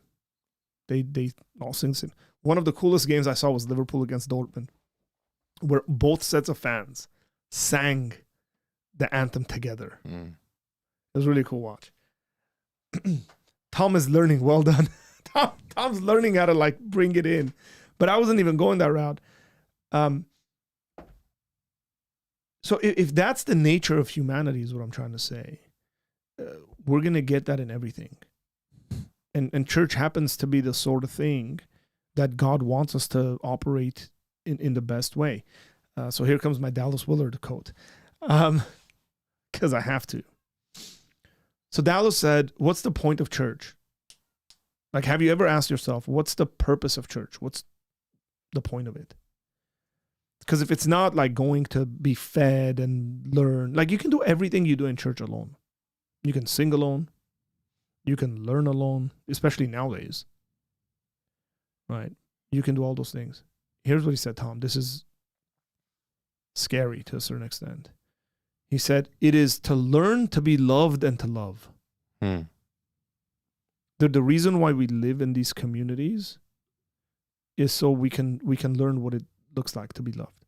And he said, then we might recognize in our communities, kind of paraphrasing him here and stuff, but he said, then we can learn, in our communities, we can figure out like, man, what does patience look like? And then what we'll decide as a community is we're going to spend the next 8 weeks learning about patience together. And then we'll have sermons on it, or we'll have Bible studies on it. We'll have whatever is needed for our community to learn that. And then we'll move on to the next thing. Yeah, and I feel that's the danger. I feel as technology increases and as these other ways of being able to connect with the Bible or even people, as opposed to like physically being in each other's presence, as that happens, man, I think Christians have to be more on top of the communal aspect. Like we have to be preaching this stuff more. You need to get together with a church family. And no, I really don't think a live stream counts unless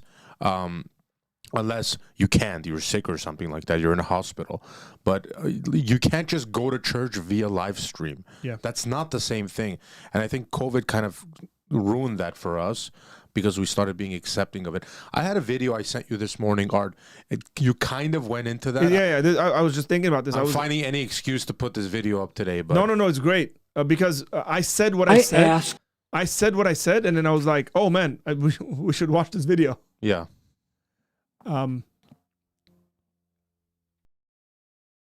This is John Piper.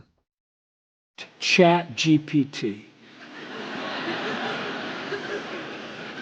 I typed in, please compose a 30-second prayer to God in the spirit and theology of Don Carson in praise to the glory of God's grace. Click. 3 seconds later, this is what I was given.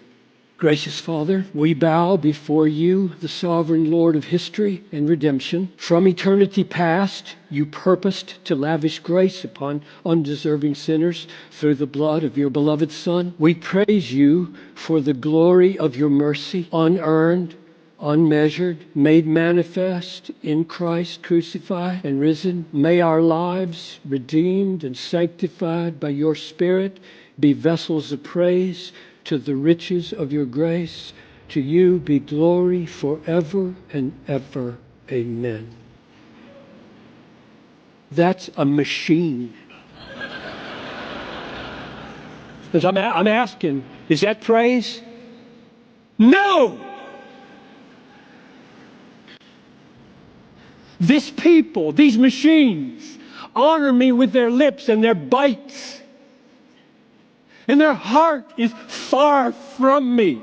So let's clarify the purpose of the universe, quick. I'm done. I got 19 seconds. Let's clarify. Why were you made? Words? Computers do words better than you. Seriously, better than me. Computers do words. They don't feel anything. Therefore, the universe is created to have people who feel. This is amazing. Think of it. The universe exists to have people in God's image who feel the worth of grace, who feel the glory of grace, who feel the beauty of grace, who feel the wonder of grace.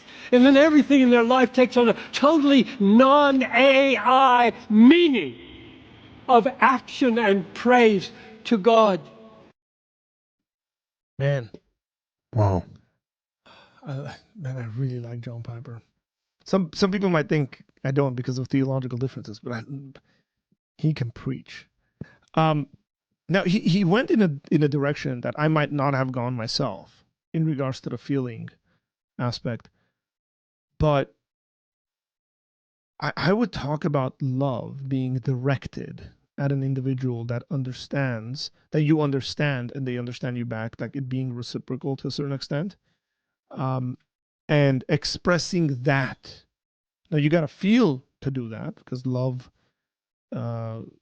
employs emotions and all of that.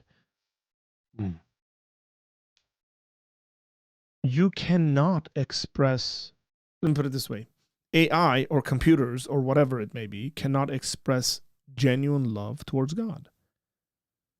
These machines are not understanding of who God actually is. They're tools.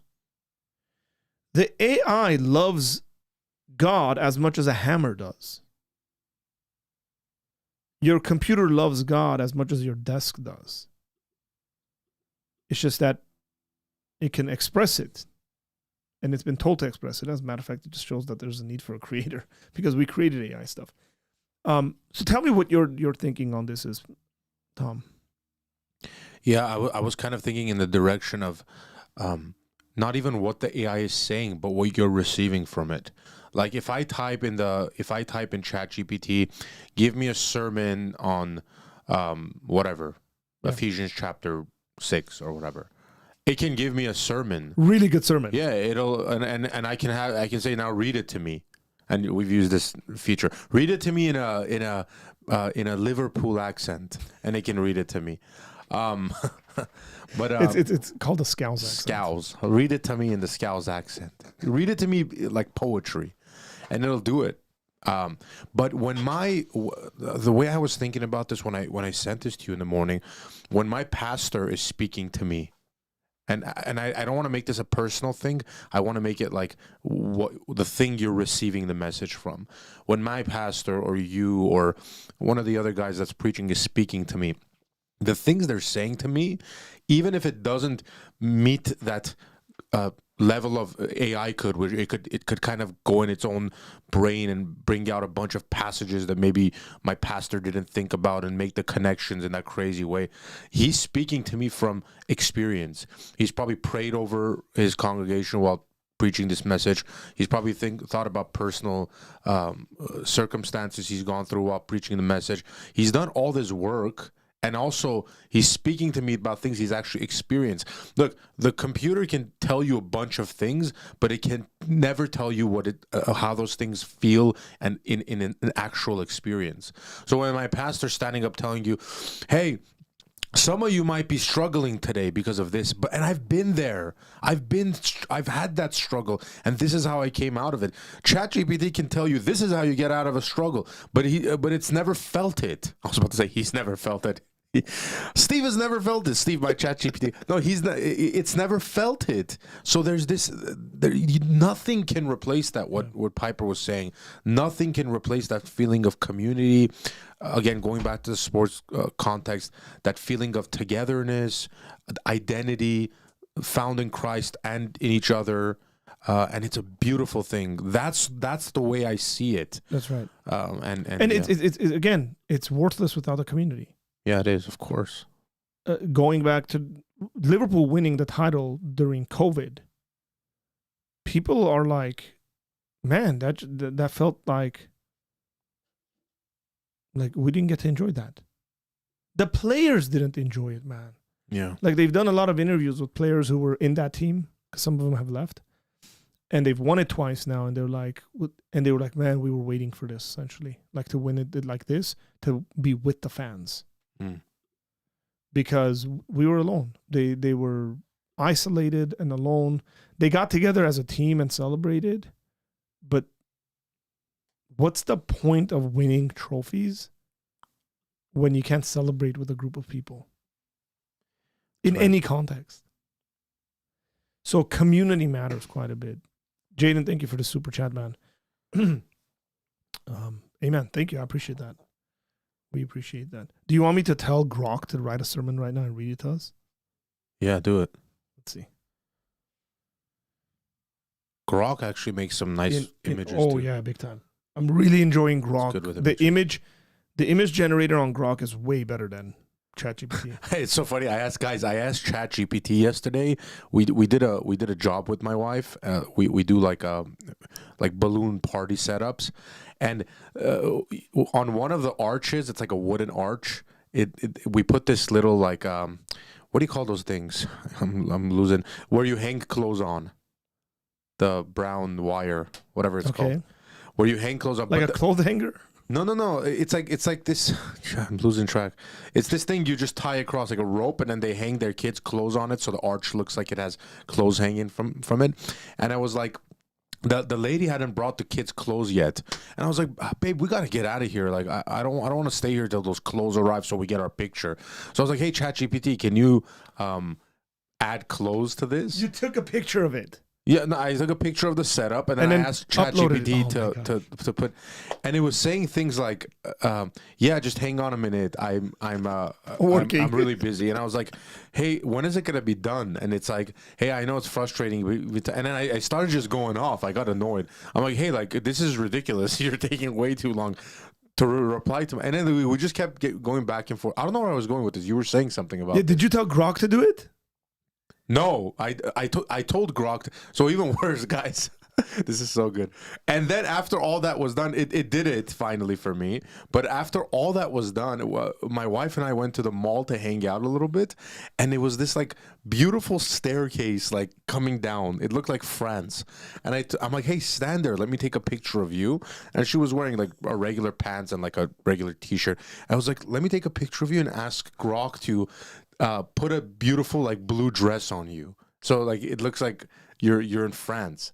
And so I asked Grok to do it, and the image is loading. You know, it takes that, and then it's another woman on the staircase.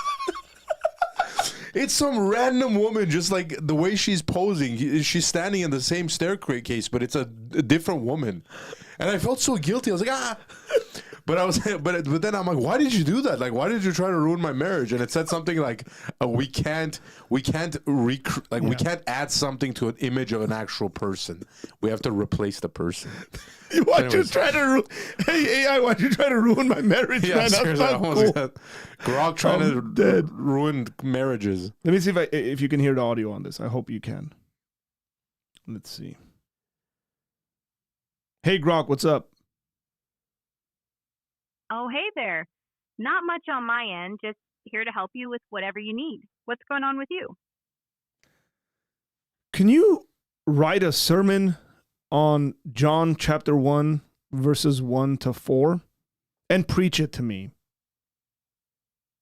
All right, let's dive into John chapter 1, verses 1 to 4. Imagine I'm standing at a pulpit, speaking clearly and with conviction. In the beginning was the Word, and the Word was with God, and the Word was God. He was with God in the beginning. Through him, all things were made. Without him, nothing was made that has been made. In him was life, and that life was the light of all mankind. Friends, these opening lines of John's Gospel are profound. They take us back to the very start, not just of our world, but of everything. The word, which in Greek is logos, isn't just a concept or a sound. It's the divine expression of God himself, Jesus Christ, who was there at the beginning, co-eternal with God and fully divine. This word, Jesus, is the source of all creation. Everything that exists, every star, every planet, every living thing, came into being through him. Nothing exists apart from him. And in him, we find life, not just biological life, but true, eternal life that brings light to every single person. This light isn't just illumination, it's hope, it's truth. Hey, Grok. It's the present. Can you ever do it in a Liverpool accent? Oh, go on then. I'll give it a go. In the beginning was the Word, and the Word was with God, and the Word was God. He was with God in the That's beginning. not a good accent. That's not a good Liverpool accent. That's not a good Scouse accent. Sorry about that. That's Looks like okay. I got That's okay. I forgive you. Why are you preaching, lady? We don't believe in women pastors. That's what I was. It's funny when it started going because I just like downloaded it's a female thing, but I'm like, there's gonna be comments about a woman preacher coming up, and the guys just went nuts. Look at this. This guy's an egalitarian, and he's like, AI is woke. He's a woman preacher. And this guy's not. The cool thing is that you're not submitting into anyone's authority because it's not an actual woman. Ooh, don't go there. That's gonna be tough. It's not an actual woman. Yeah, I know, but like you're gonna see churches do that. They're gonna add an elder from like AI. People That's a do woman. that. Oof. Not the AI thing, but people will be like, oh, our pastor is a woman, but there's an elder that's a man above her, so it's okay. She could be a co-host to Tom. The Gen Z Bible reading was better. What is that? Oh my gosh. My alarm guy. I gotta You turn gotta that take off. your My meds. antibiotics are done. No. You gotta take your meds. This guy has got his meds thing. Again, the reason why I did that, and again, we can tell it to articulate the way Jonathan Edwards would do it. Like we can literally tell it to preach the sermon the way John Piper preached the sermon. Yeah. Right? But you won't have any community. You can sit at home and listen to it, and you won't have the connections that come with you. When people actually, there's a difference between when somebody knows what you're going through and they're talking to you. And I'm not talking about like including people's actual life stuff into a sermon, but they know what you're going through. That computers just can't do. Yeah. And again, Christianity was never meant and intended for us to live apart from community. That is not a part of the Christian story. The Christian story starts in community. Remember, if you consider Acts, they speak in different tongues, and people from all these different places hear the gospel in their own languages, and they become believers. And then in the book of Revelation, like I said, you see people worshiping God from every nation, tribe, and tongue. It's always been about that. It has always been about community. It's always been about the people of God being together. And then what we're going to see is, because we're just made like this as human beings from the beginning, God created them male and female in his image. He created them, is that there's an intention of being in community. And then we're going to be seeing this come out in different ways. You're going to see humanity. This is part of the reason why we have cities and families. And this is the reason why, it's like you'll have people who are like really into art get together and appreciate art and hang out with each other and develop a community around art and develop a community around saxophones and pianos and soccer and basketball and baseball. Like, it doesn't matter that I don't like baseball. I think it's the most boring thing on the planet. It's a very useless sport. Like, I think we should take all the baseball fans and then just convert them into soccer fans. It's like, here's a real sport, right? It doesn't matter. Because they've developed a community around that. There's a communal identity. We spoke about identity in the beginning of this. It's about identity. Yeah. And regardless of what identity we take on ourselves, even politically, Tom, you're really much into politics. I see right next to you, there's a certain political figure standing in the Oval Office on that book. He's hiding under your championship. He's hiding. So one time he doesn't want to be seen. Because, yeah. What was I saying? So we take all these things, and none of them, as good as they are, none of them can actually give us the proper identity we were intended on having from the beginning. That's right. None of them. I mean, even the examples we've given, I just searched this up while you were speaking.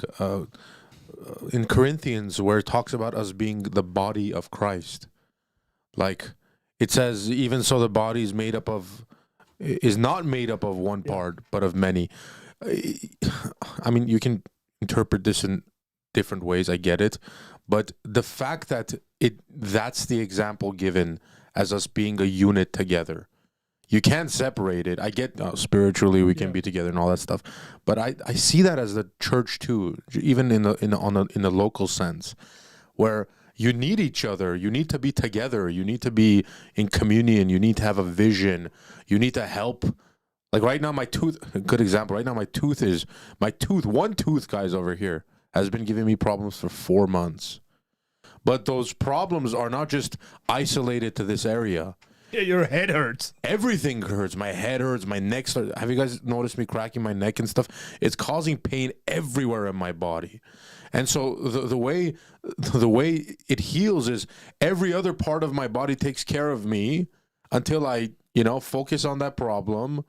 I take my hand, I put gel on it, I do all this kind of stuff to heal that part. And when it sits whole, I'm fully there, right? And it's like that in the church, Art. Like, it's not just some idea that we throw out there where we're a family, we're a body, we're there for each other. It's not just this like fake lingo. Yes. We live it all the time. There's been times in my life, guys, I'll be honest here, I'll put it all out there, be vulnerable, where I have been in a situation spiritually, mentally, that I didn't think was real in the past. Like, I didn't think anxiety and depression and these kinds of things were real. I was in the camp that said this is just things people create, like make up in their mind. I was in that camp for a good 29, 30 years of my life until it happened to me. Through something really terrible that happened to me. And I can't tell you how important it was to have a family, a community that was there for me. The way my brothers and sisters treated me, the care they had, the way their tone, knowing that I'm a kind of like a joking kind of guy, but the way their tone changed with me, and to show that care and that love. And all of a sudden I didn't need to be the center of, like the attention or moving things around. People were coming to me and people were helping me, and they were stooping to my level in that sadness and helping me out. It was true representation of what the body of Christ looks like in tough times and good times.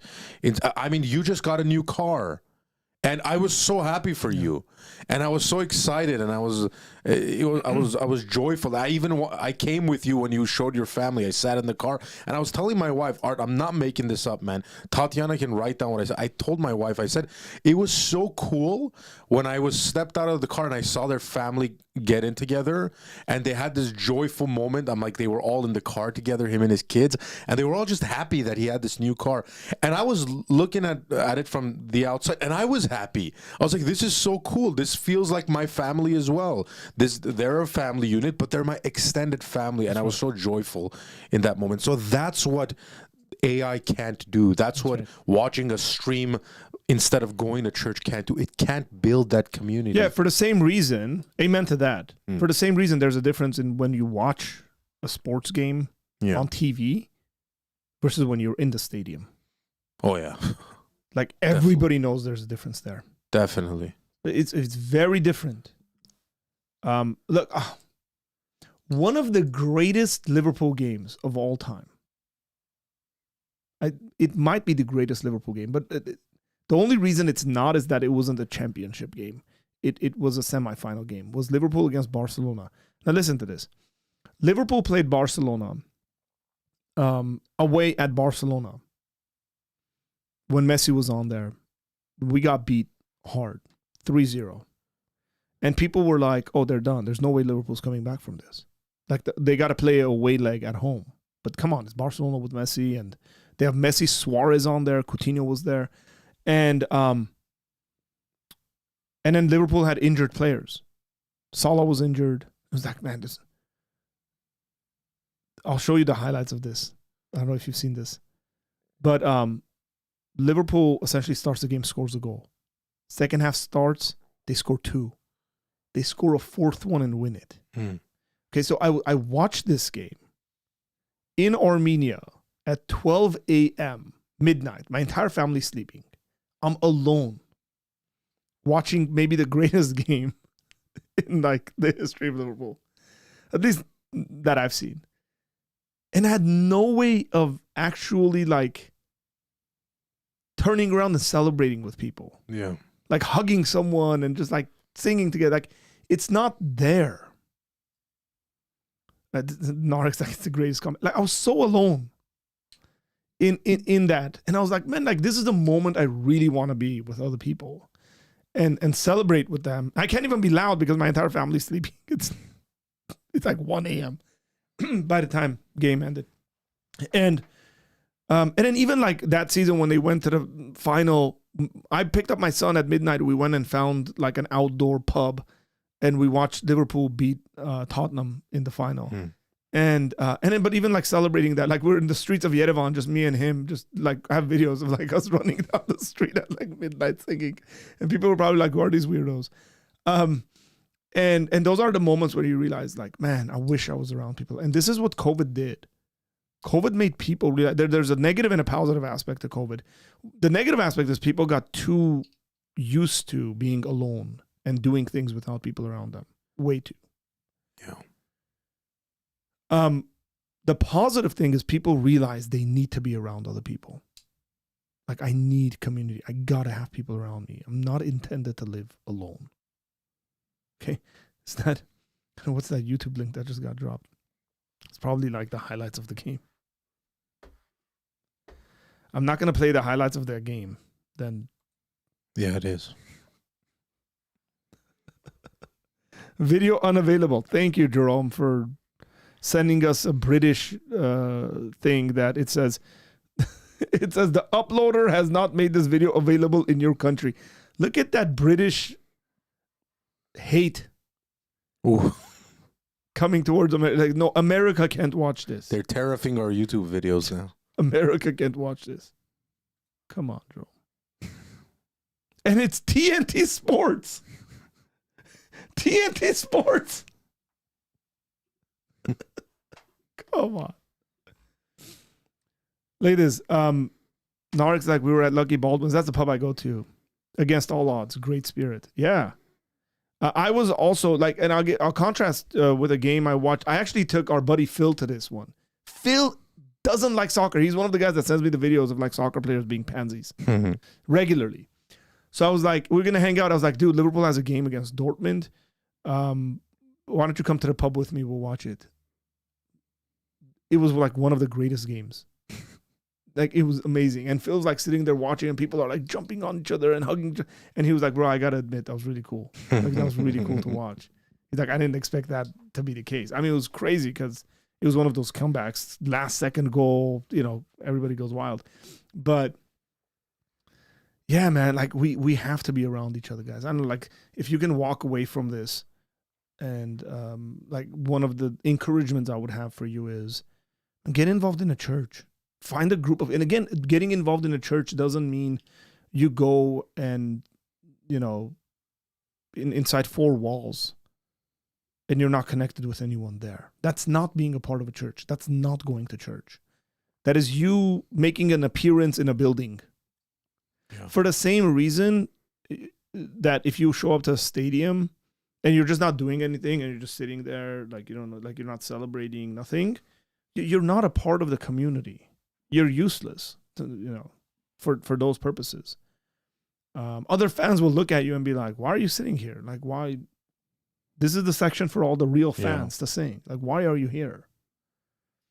And so it's important to not only be a part of a church community, but be involved in that church community, to serve that church community, to be served by that church community, because that's what the word church means. Yeah. It's a group of people. It's a congregation of people. And ultimately, it's a group of people who are learning to love God and love one another. It's really simple when you think about it. It's like, hey, we decided we're going to love God and love each other. This is what it's about. I don't know if you saw that video of this guy made a video of like NBA fans, Golden State and stuff like that, Utah Jazz, and how the fans at the top are all screaming, wearing the playoff shirts that's given to them. And then the fans in the front, the celebrity rows, are just like sitting there, not wearing the shirts. It's just thrown in the back. not really cheering. You see it like these like spoiled kids that are sitting front row with like their celebrity parents. It's like 5 seconds left in a game, in an intense game, they're texting and stuff like that. And but the guys at the top that barely afforded the game, they're the ones that have the stake in the game. Yeah. You know, they're the ones that are in the communities and talk about these things. But the guys in the front just afford it. I want to make a little bit of a parallel to this. I'm stretching. I'm reaching a little bit, not stretching. Can tell I'm reaching a little bit, but this is what live streaming is. I guess you give your thoughts, and if you're wrong, you're wrong. Yeah.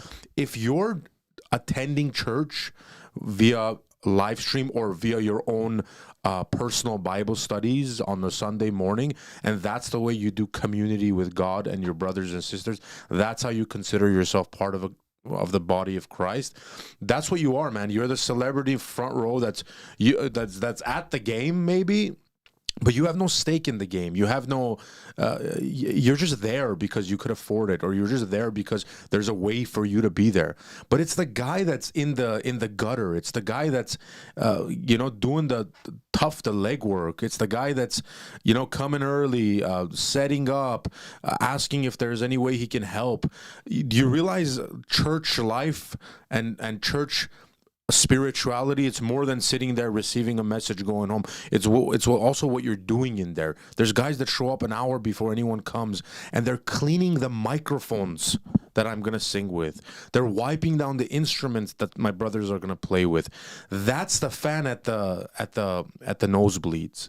That's the guy that has a stake in the game, and not just the guy that can afford to sit in the front playing around with his phone while there's an exciting moment happening. Tweeting out, I'm at this game so that they can get the likes, but not realizing the intensity in the game and why that matters, like why you should be paying attention. You see a very similar phenomenon to this, Tom, when parents are watching their kids do anything with the modern generation. Yeah. Almost entirely everybody is ignoring the moment and seeing what's happening through a lens. Yeah.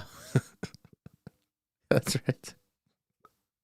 Like you're looking, it's happening there, and you're looking through your camera to what's happening. Or concerts, right? Like the guys for like Adele, the one you love is in front of you singing, and you're just like on your phone. Yeah, like I don't know, like set up a tripod and then like, look, you want to record it, get a GoPro and just put it on there, but like enjoy the moment. Yeah. That's right. Enjoy the actual moment that you're going through. And you'll see this in games. Like, everybody's got a phone. It's like, who's actually watching the game? Nick, why are you calling me a boomer? What did I say that was so boomer? He said, Tom's going all boomer, and I'm here for it. Like, get off my porch kind of stuff. Oh, yeah. Based Tom. Hashtag. Get off my lawn. Yeah, man. It's very that's a very interesting dynamic. Didn't the Clippers owner get rid of like VIP things at the new stadium? So the Clippers owner is that true? Created a Clipper fan only section. I know that. Yeah. Yeah, I think you're right. He did do something. I don't think that. There's VIP. What are they called? Yeah, the booths, the premium the boxes. seats. Yeah. I think he's gotten rid of those. That's a very interesting concept. But still, you're generally going to get like front row seats. You got. Why was Adele Tom's go-to? I don't know, actually. That's a good one. Just moved to the UK already. Yeah, I don't know why Adele was. Based, bro. Can you tell I haven't been to a concert in a long time? Are you not entertained? Are you not entertained? I could have used anyone, and I used Adele. Is this not why you are here? Shout out Adele. Yeah, beautiful voice. Yeah, I know all of us. Amazing. You guys don't like to admit it, but you all listen to. I listen to Adele. I like Adele a lot. What's the? Oh man, what was the song she did? The Bond, James Bond. I have no idea. Oh, she did a cover for like the movie, and it's a really, really good song.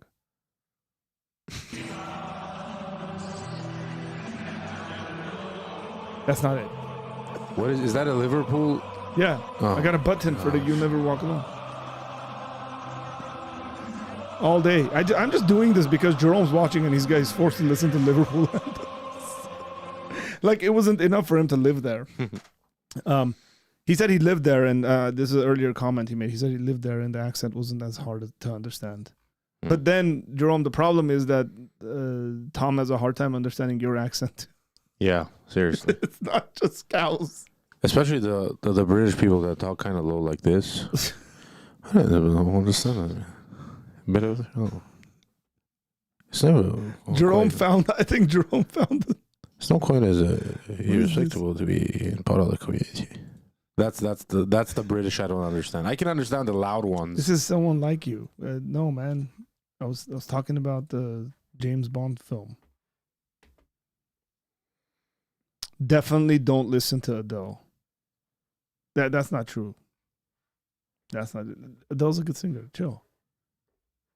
What's wrong with you guys? Oh, you definitely listen to Adele. You definitely cry to Adele music sometimes. Come on, be honest. Who, me? No. Oh, other people. No. Yeah, I'm cool. I'm cool with crying. It's okay. Oh man. You could have had it all. You could have had it all. What team lost to Liverpool? Who wrote Who's that? second place to Liverpool? Who wrote that? Oh, you're saying that. You're just asking. No, I'm quoting an Adele lyric. You could have had it all. Oh, you could have had it all, but you bottled it because you bottled. Oh, Arsenal. Maybe next year. That's we just came really, really hard at Jerome there. That was mean. Sorry. He said we had an Arsenal supporter at the pub celebrating with us. Poor guy. Poor guy.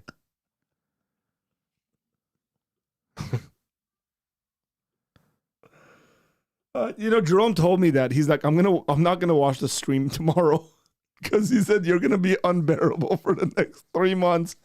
Correction, Jerome, I'm gonna be unbearable for the next year and a half. You should probably just leave this Liverpool setup. It kind of looks cool. Yeah, you guys think I should leave the scarves up? Why not? How is this song 12 years old? Jerome's like, that's half my life. And we're like, oh, the 30s. Jerome called me a dinosaur for moving to the U.S. in 2000. Did he? In the comments. No, it's not 3 more months. I'm going to be like this. You realize next season, every time Liverpool plays, the announcers are going to be like, the champions of England. Like, it's going to keep going. We're the champions till the end of next season, which will win again. And it will be the champions for another year. It's okay. It's okay. It's okay. It's just the reality of it. But you know what? It fades. All this stuff fades, Tom. It does. All this excitement fades. Like, like yesterday, I was very excited for multiple reasons. Funny story, by the way. This is hilarious.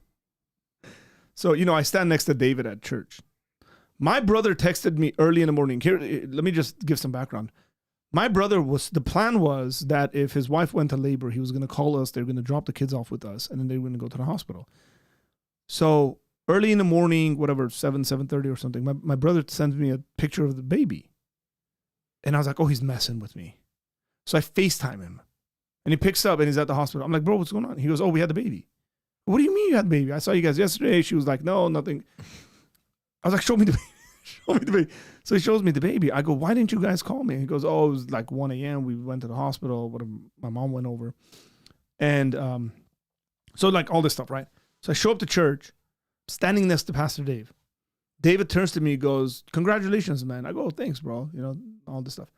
And so like at a certain moment, I lean over. I'm like, hey, bro, so like Arman's talked to you. He goes, about what? I go, the baby. He goes, what? I go, weren't you saying congratulations because of the baby? He goes, no, for Liverpool winning the league. That's good. And like, they had the babies. I'm showing him a picture like during service. He's like, oh, man. So people were saying congratulations to me yesterday, and I was very confused as to what they were congratulating me over. That was hilarious. Yeah, you had a good day yesterday. Oh, a very good day. Ended up going, seeing the baby. Cute. I love when they're that small. I love them, just carrying them. They're like super light, just rocking them. Love kids, man. They children bring great joy into your life. Did you see yesterday during church service? I looked at your son, the second one we went to. Yeah. I saw him. I saw you holding him at one point. Yeah, I picked him You up, but picked him before up. that, like he was sitting next to you, and then I just looked at him, and then he just like hid into you. For some reason, I have this thing where I look at him, he just like, I don't have to say anything. He was actually shushing everyone at church tomorrow. He's like, yesterday, he's like, shh, shh, shh. Stop talking. It's great. Oh, man. Great. Now I'm getting ads for tea and Nando's and soccer shorts and socialism. Thanks, guys. Socialism, that's hilarious. Beautiful day to be. Hey, if your baby was born on the day Liverpool won the league, would you name them after a player? No, absolutely not. Mm. No, that stuff's way. I shouldn't say this because I'm going to offend you. No, you're not gonna offend me. Yeah, so I'm such a stickler when it comes to names, and I understand this. Sometimes I just shut my mouth because I know if I say something, I'm going to offend people. But names mean so much to me, and then so I've made up my mind, and obviously my wife's in agreement with this, that our children need to have Armenian names. And sometimes people were like, but have like biblical names. And I'm like, cool if they're Armenian. And they can't be like transliterated names. Mm. So it can't be like Jacob. Yeah. Because Jacob is Jacob. Jacob. Yeah. Or Yahub. Jacob is the anglicized name. Jacob, right? Yaakov, most likely, if I'm not mistaken. And Nando's. So we made this decision where it was just like, it was a non-negotiable, and I wouldn't do that. Another thing is that I wouldn't give them middle names as well. Mm. I'm just like against middle names. Because it gives kids an option to not like their names. Yeah. So Well, that's why you got to make their middle name like really bad. And then when they complain, be like, "That could have been your first name. Stop talking." What was that song by Johnny Cash? Is it Johnny Cash? Yeah, it is, right? Yeah, a boy named Sue. A boy named That's Sue. a good song. Great song. That's why I named my kids their names. And I'm like, okay, go figure it out. Fight for your name. Vahagen just figured it out really fast. Vahagen. Vahagen is it's weird because it sounds hard. It sounds difficult, but it's actually spelled how it sounds, right? Yeah. Vahagen. Mm-hmm. Yeah, he's figured it out really. My middle name literally only works now that I'm a biblical scholar. What's your middle name? Oh, because then he can do that weird like, first two initials and last name, C.S. Lewis. Because C. Lewis wouldn't work. No, but I think he gave his middle name, and there's supposed to be a connection here that I'm not connecting. He's a Rudolph. In any other context, it's horrifying. But then he can put like Nicholas Rudolph Quint or N.R. Quint. Come on, like that just sounds like an author's name. N.R. Quint. Yeah, that's right. Like, hey, bro, I read that book about who? N.R. Quint. Like, oh, what is that even? What's his name? Nobody knows. It's N.R. N.R. Yeah. I remember the first time somebody spoke about William Lane Craig. One of my professors in Bible college. So I had just become familiar with William Lane Craig, and we're having a conversation about William Lane Craig. And then he had studied with him, and then he said something like, oh, yeah, Bill's a good guy. And I'm like, who's Bill? He goes, William Lane Craig. I was like, wait, you can't just call him Bill, man. That's not right. You can't call him Bill. Oh, that's what he means. See, Rudolph Bultmann as the most famous. Hey, Nick, did your famous or infamous? Hey, Nick, did your parents name you like Nicholas and Rudolph in like a Christmas spirit? Because those are both very major Christmas figures. Because that's Rudolph the Red-Nosed Reindeer and Saint Nick. Reindeer. Oh, I didn't even catch that. That's actually pretty cool if that was the reason. Tell us. Tell us the truth. Nicholas Rudolph. That's such a Christmassy name.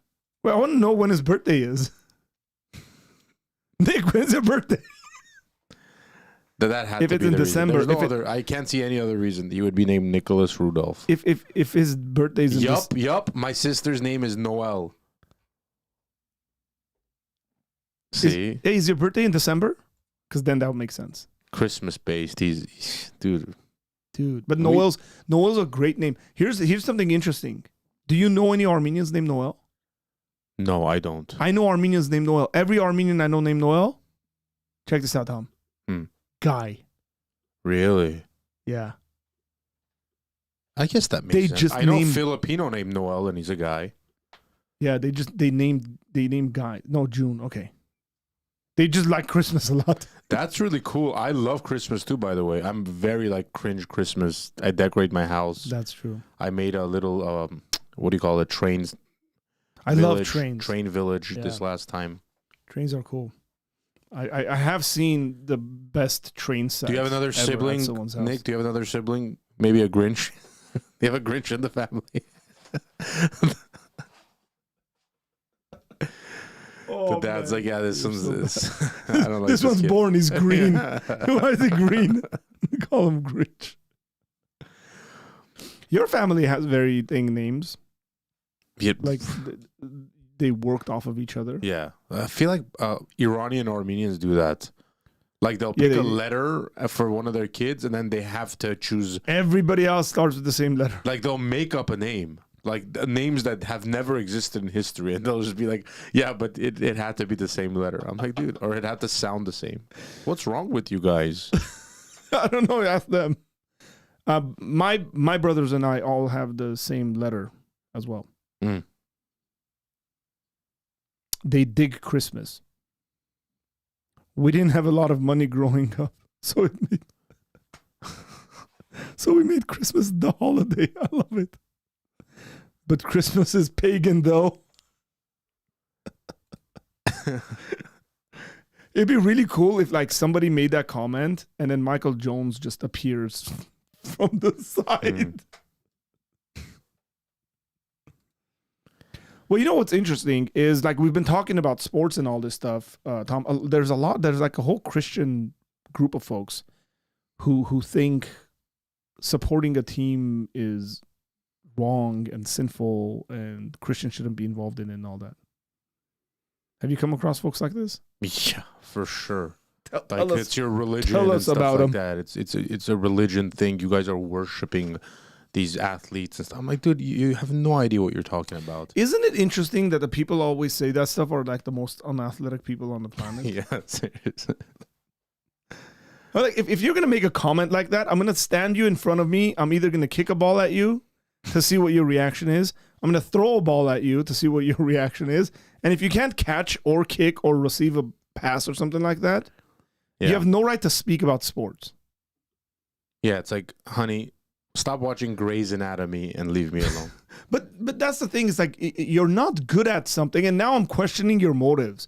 Is it because you legitimately believe this thing is like not biblical or something, or it's just like you really suck at it, and then now you're trying to get the rest of us not to enjoy it as well? Yeah. I actually think sports are a beautiful thing mixed with Christianity or religion. You see these guys, like even the Liverpool guy that won, and he was wearing Jesus's. Oh man, we got it. I was keeping that for the end. That's a Cody, witness, man. Cody Gakpo, man. That's Cody. a testimony. Let me show you guys what Cody Gakpo did. We're gonna get demonetized and block it anyway. So Islam is false. That's the first video that pops up for you. that's God Logic's on live right now. I'm gonna show this video. NBC Sports coming after me real hard after this. This button's not working really good. Check this out, guys. This is gonna be so cool. McAllister, Goal number and that's 3 yesterday. Berryville. And Cody Gakpo! Loved it. It's already turning into a party. What a shot. Shout out cameraman. Oh, he got it. So Cody is from Holland. This guy, during the World Cup, was leading prayer meetings and Bible studies with the Dutch national team. Mm. He's a young guy in his 20s. And the Liverpool goalkeeper is a believer as well, Alisson Becker. He's Brazilian. And they have an interview with Cody where they're asking him like about each player and what he says about every single one of them. So they go Alisson Becker, and you know what he says, Tom? Mm. He goes, "Big brother in Christ." Wow, that's cool. And it's really cool to see that kind of a dynamic. Now, what the shirt Cody is wearing is not new to him. Check this out.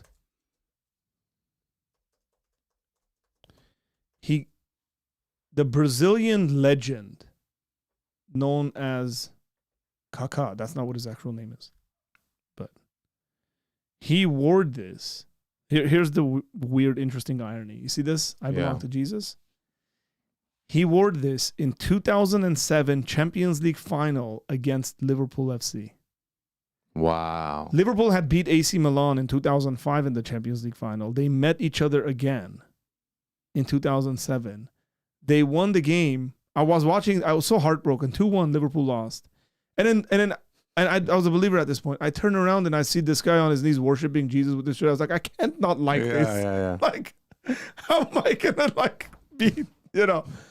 So it's the same print. It's the same style. And here, look, the people have already done a thing.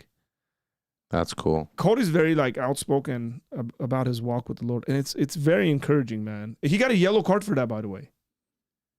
You can't take your shirt off. You take it off, you get a yellow card. Yeah, but he's got a shirt under. Doesn't matter. You take your actual top off, it's a yellow card. Oh, it was all worth it. Oh yeah, absolutely worth it. He's being persecuted for Jesus. Go away. Blessed are those making like millions of dollars. See, that's what Christians would do. That's what the cringe Christians do. They would turn that into like a persecution thing. Yeah. He got a yellow card. If it said Muhammad, it wouldn't get a yellow card. Yes, he would. Those are the rules. Doesn't matter what he would say. It was very interesting watching Muhammad Salah sing and dance yesterday, considering that, you know, Islam doesn't allow for singing and dancing. Yeah, or Sunni Islam doesn't. Here, this is an article that Jerome put in the thing. This is from Premier Christianity. This is a radio station, also website in England. I take my Bible with me everywhere. The Christian faith of Cody Gakpo. The team he came from in Holland did a video on him, and the title of the video is a psalm passage. And they speak a lot about like him praying. Really, really cool. So yeah, but this is all over sports, by the way. Yeah. Some of these teams, like the Super Bowl teams, who are the two that played Eagles? Yeah, they pray, and yeah, I mean these guys are. It's so funny. Like there's so much of it in sports. So the people that say you're worshiping athletes and stuff, it's like no, they're worshiping. A lot of the times they're worshiping Jesus. Well, look, the thing is that anything.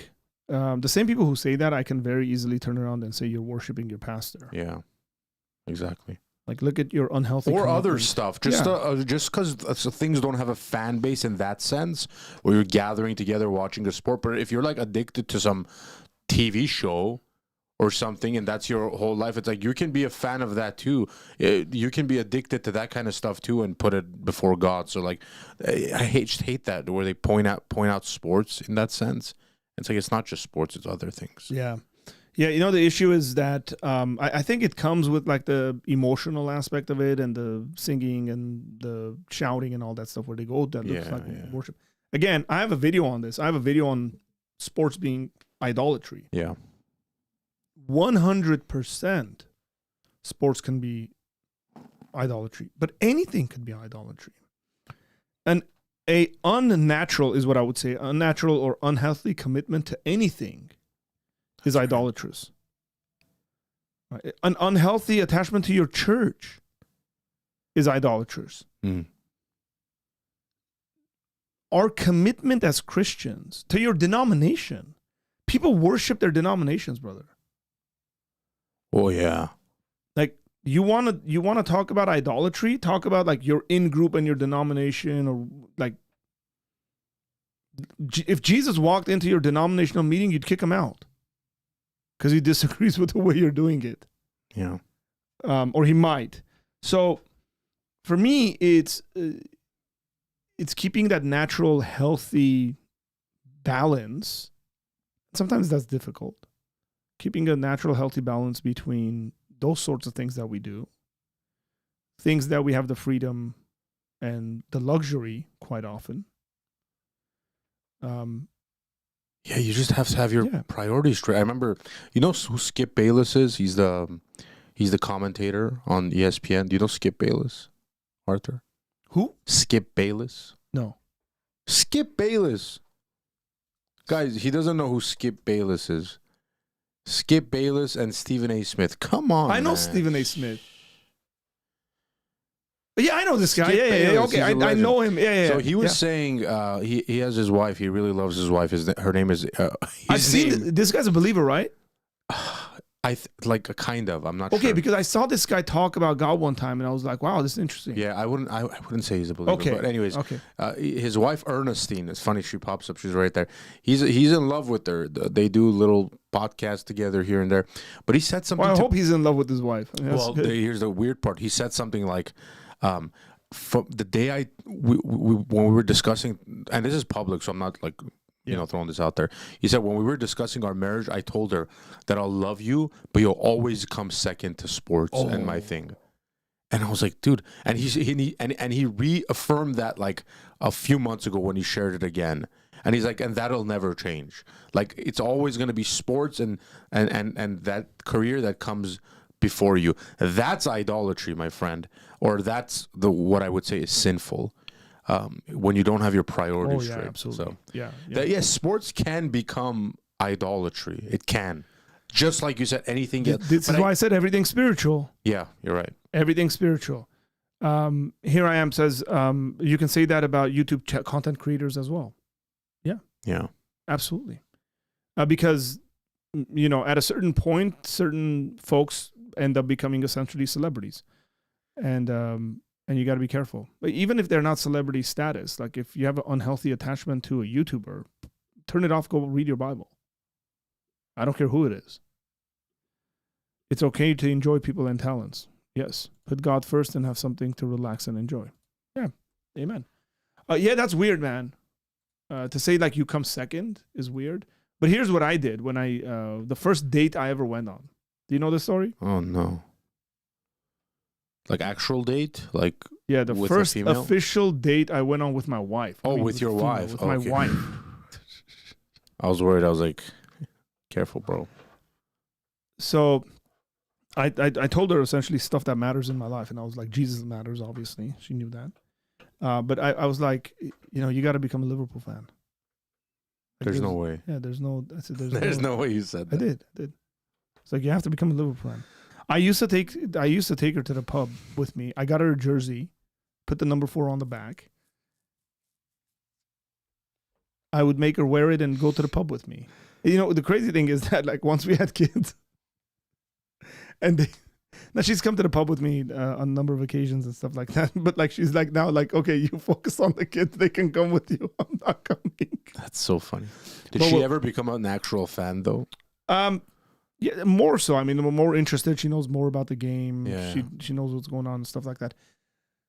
But here's the things that my wife's done. Like, I found out Liverpool were coming to America, and then I texted her. I was like, "We're going to New York to watch Liverpool play." And Ovo, my son, was 4 months old.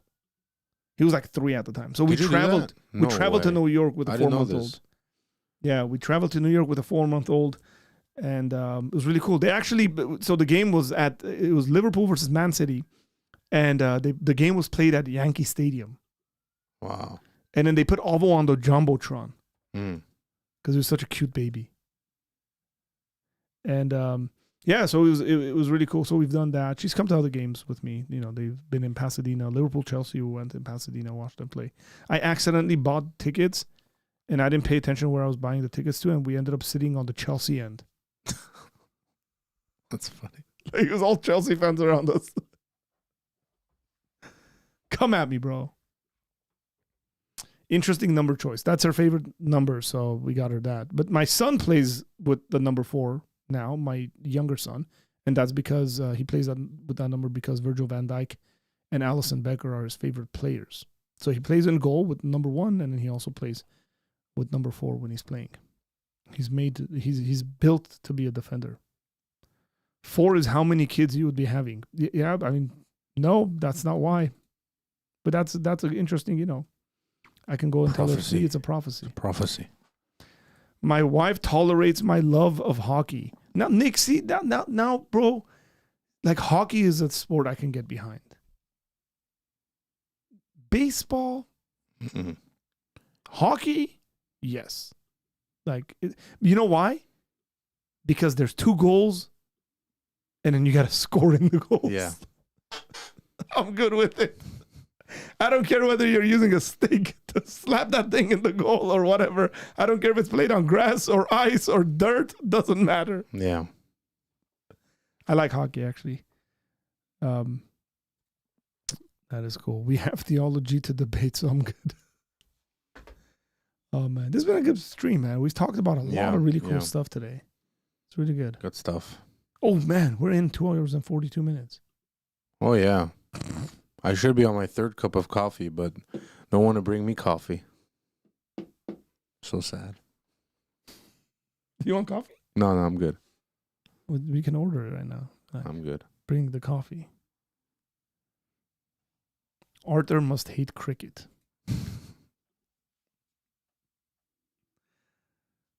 Seems like a pointless thing to me. Seems to me like a bunch of stuff, like a bunch of rich people. Like, what's the polo with the horses? Right? Yeah. Like yeah, oh, they dress in man, those cute little things. Rich enough to own the outfit and the horse to do that, you know? Yeah, that's weird.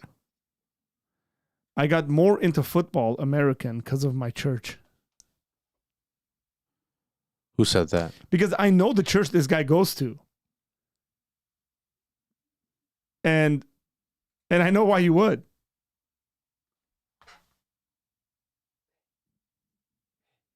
Hey, look over here. Where? To me, I don't want to say it loud. So, like, it makes sense. Yeah, okay. Cricket is a rich bloke game. Yeah, seems like it. Cricket. Only because of them, I gave more respect to the Raiders. Why would you name your sport cricket, by the way? It just sounds like that, like a cricket. I don't know if they call That's all I crickets think cricket. about. Do they call crickets cricket in England? They might have a, like, chirp, chirp. They're gonna call it something. It's gonna be something super weird. A tonsil. Like what? What do they call fries, Chips. guys? And what do they call chips? I don't know. Crisps. I like it a lot more. Fries, come on, man. French fries? It's not Remember when they try to it's rebrand Freedom it? Fries. Remember they try to rebrand it to Freedom Fries? Freedom Fries. Horrible. Fries, they're fried. Yeah, you can fry anything. Yeah, but it's the fried thing. It's fried. What do they Bro, call you it can again? fry Chris? chicken. What are they called? Fries? In England? Chips. Chips. Yeah. What does a fry have to do with a chip? At least a say chip. that. At You're least the assuming- chips. Okay, The chips. you're assuming your conclusion. You're like, what does a fry have to do with a chip? You're assuming. No, like what does the word chip? How does that I don't know. explain a French That's fry? a good question. You might want to ask ChatGPT to tell you the answer to this. Yeah, I don't even want to know. Why is it that Americans call it fries? Because they fry. Mm-mm. It's the main No, thing it's that because you they do. got it from the French, probably. Man, America gets it right. America gets it right. Okay, Americans called fried potatoes French fries due to a misunderstanding by American soldiers during World War I in Belgium. They mistakenly assumed the fries were French because the dominant language in southern Belgium is French. Bro, come on. Okay, they might not be French, but they're fries. I know, but they confused the country they were in. Like, that's really bad. I'm gonna say what's older. They're French like, fries. Belgium. This might be. They're like, this is Belgium. No, it's France. They speak French here. Or But I want to know what they call it fries. That's so funny. I didn't know this.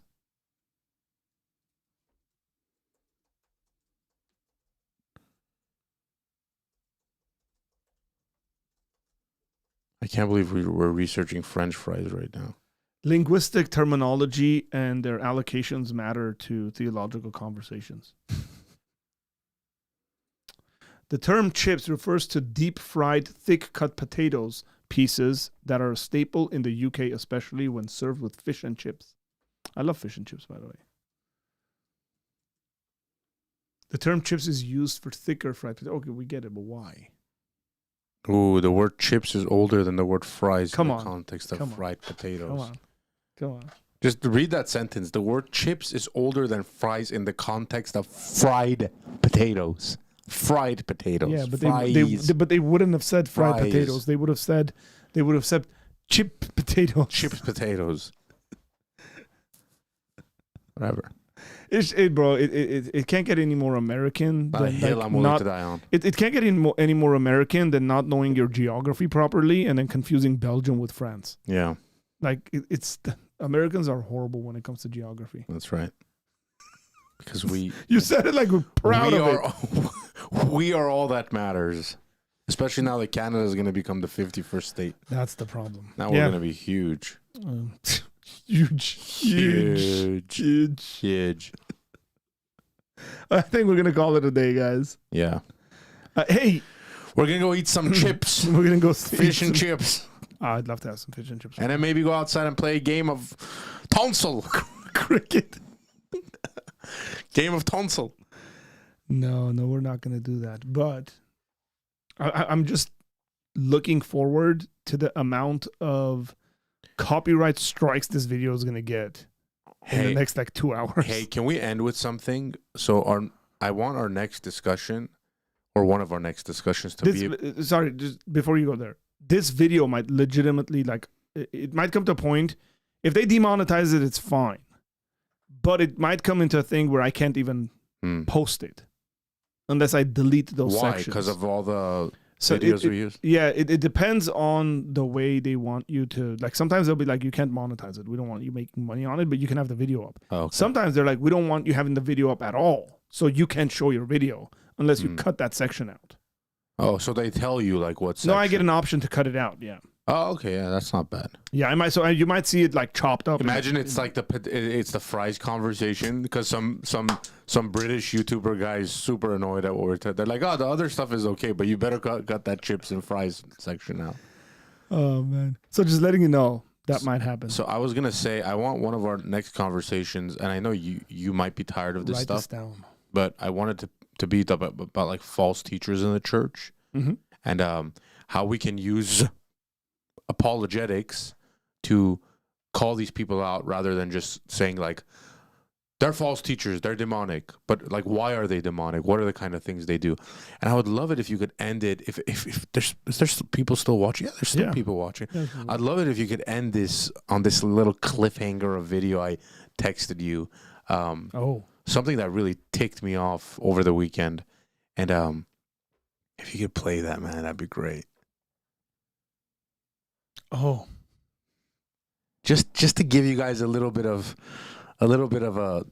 just a little taste of the meat before we. This is a 20-minute video you sent me. Oh, is it?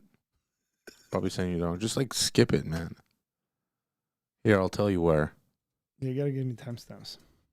It's a cliffhanger. 30 more minutes later. Oh, did that play? Oh, were you playing that? Yeah, it turned on. Let me see.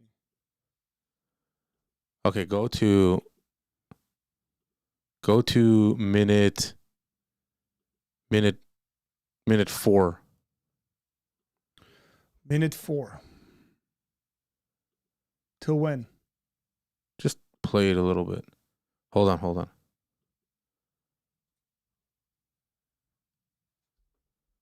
Just like skip the video as you go a little bit, and just I want people to see this guy, because I don't think you guys have heard of this guy. I know who this is. You know who this guy is. A lot of people actually surprisingly know who this guy is, because he's like one of the older school. Watch some of this guy's. Older school. I'm gonna call this guy, even though he's dead. I'm gonna call him out next. Well, week. there's a lot of followers he has. Yeah. This is Kenneth Hagin. Oops. So he's like forcing people to laugh, like it's part of their service here.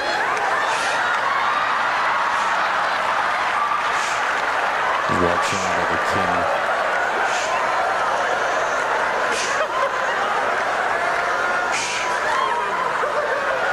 Makes that weird sound. Who's doing that? He is. What?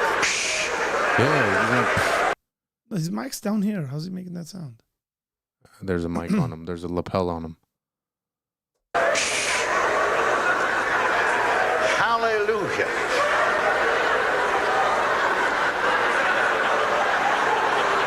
This is like the stuff that started in Canada. Yeah, it's like the anyone holy anyone laughter he stuff. passes by has to like laugh. Yeah, this stuff started in Canada, by the way.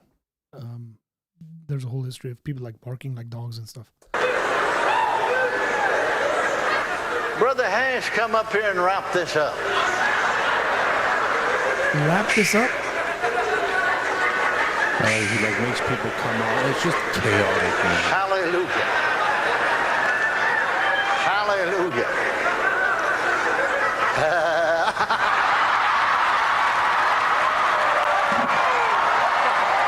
Like, is this supposed to be like the anointing was too much on the stage?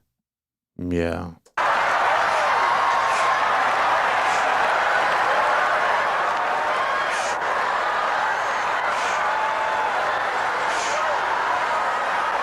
Anyways, yeah, I just wanted to show a clip of that because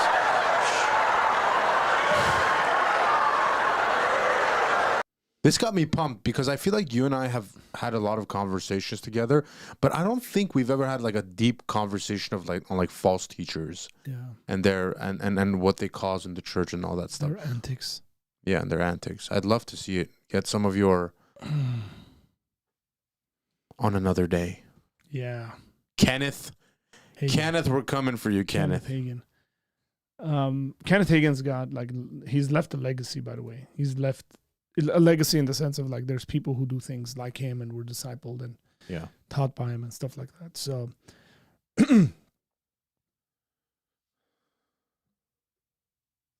yeah.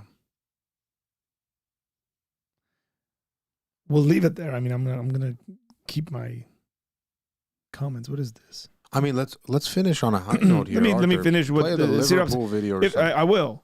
If someone is in the Amazon jungle, is given a Bible and reads it and gets saved, if Arthur visits him, does he tells him don't eat humans anymore, or tell him it's okay to eat humans because Jesus made all food clean? Sirab, this is one of the most ignoramus comments you've ever made in the history of the comments you've made on my channel.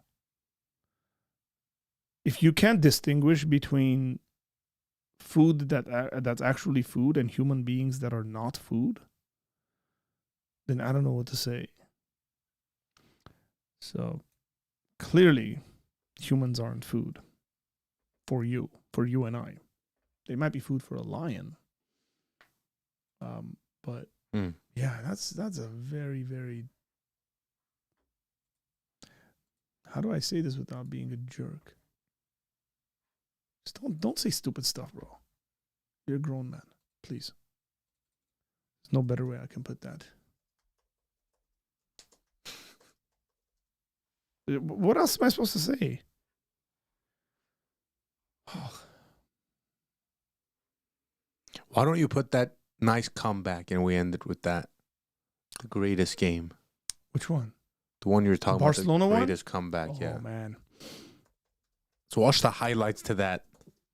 And I'll sing a worship song in the background just to connect all of it together. Don't. We're working on the connection part. We'll end it with this. Here's Marnie. Henderson. Still Henderson! Saved by the goalkeeper and in by Divock Origi. And Liverpool have scored early. This is Jordi Alba. Man arriving is Messi. Super stopped by Alisson.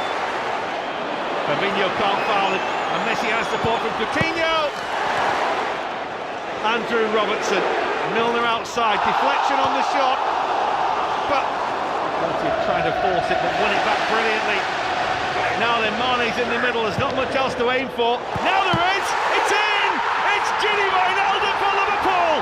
He's caught in a beauty. Shaqiri. Wijnaldum! Oh my goodness gracious me! The unthinkable! The unbelievable! Liverpool are level from 3 down against Barcelona. So Firmino, they have taken down Barcelona. We've seen Messi weep at Anfield. You know what's interesting about that last goal? And I'll end it with this because I think it's perfect. That last goal where he takes corner taken quickly and they score. One of the kids that, you know, they have these kids around the field that are like youth team players that are called ball boys. They run and chase the ball when it goes out of bounds. One of the kids quickly gets the ball and throws it to him because the ball had gone out of bounds to take that corner. Wow. So he sets it up and takes it. And a lot of people are like, if that kid didn't think that quickly, that wouldn't have happened. But he thought really quickly. And so that goes to tell you that even in football matches, you get professional athletes. Sometimes you need a little bit of help from outside. And that kid's quickness and thinking made it happen, man. And I would say the same thing is when it comes to our lives in the church. Everybody matters. So even those kids that nobody knows about. Yeah. Amen to that. Amen to that. We're going to end that. Thank you guys for joining us. Appreciate you. And it's been great. Liverpool FC, champions of England, as we stand. And the rest of the 4 games that are left, every team is going to give them a guard of honor to celebrate that. And we're going to keep celebrating here on this channel. Take care. God bless you guys. And I will see you later.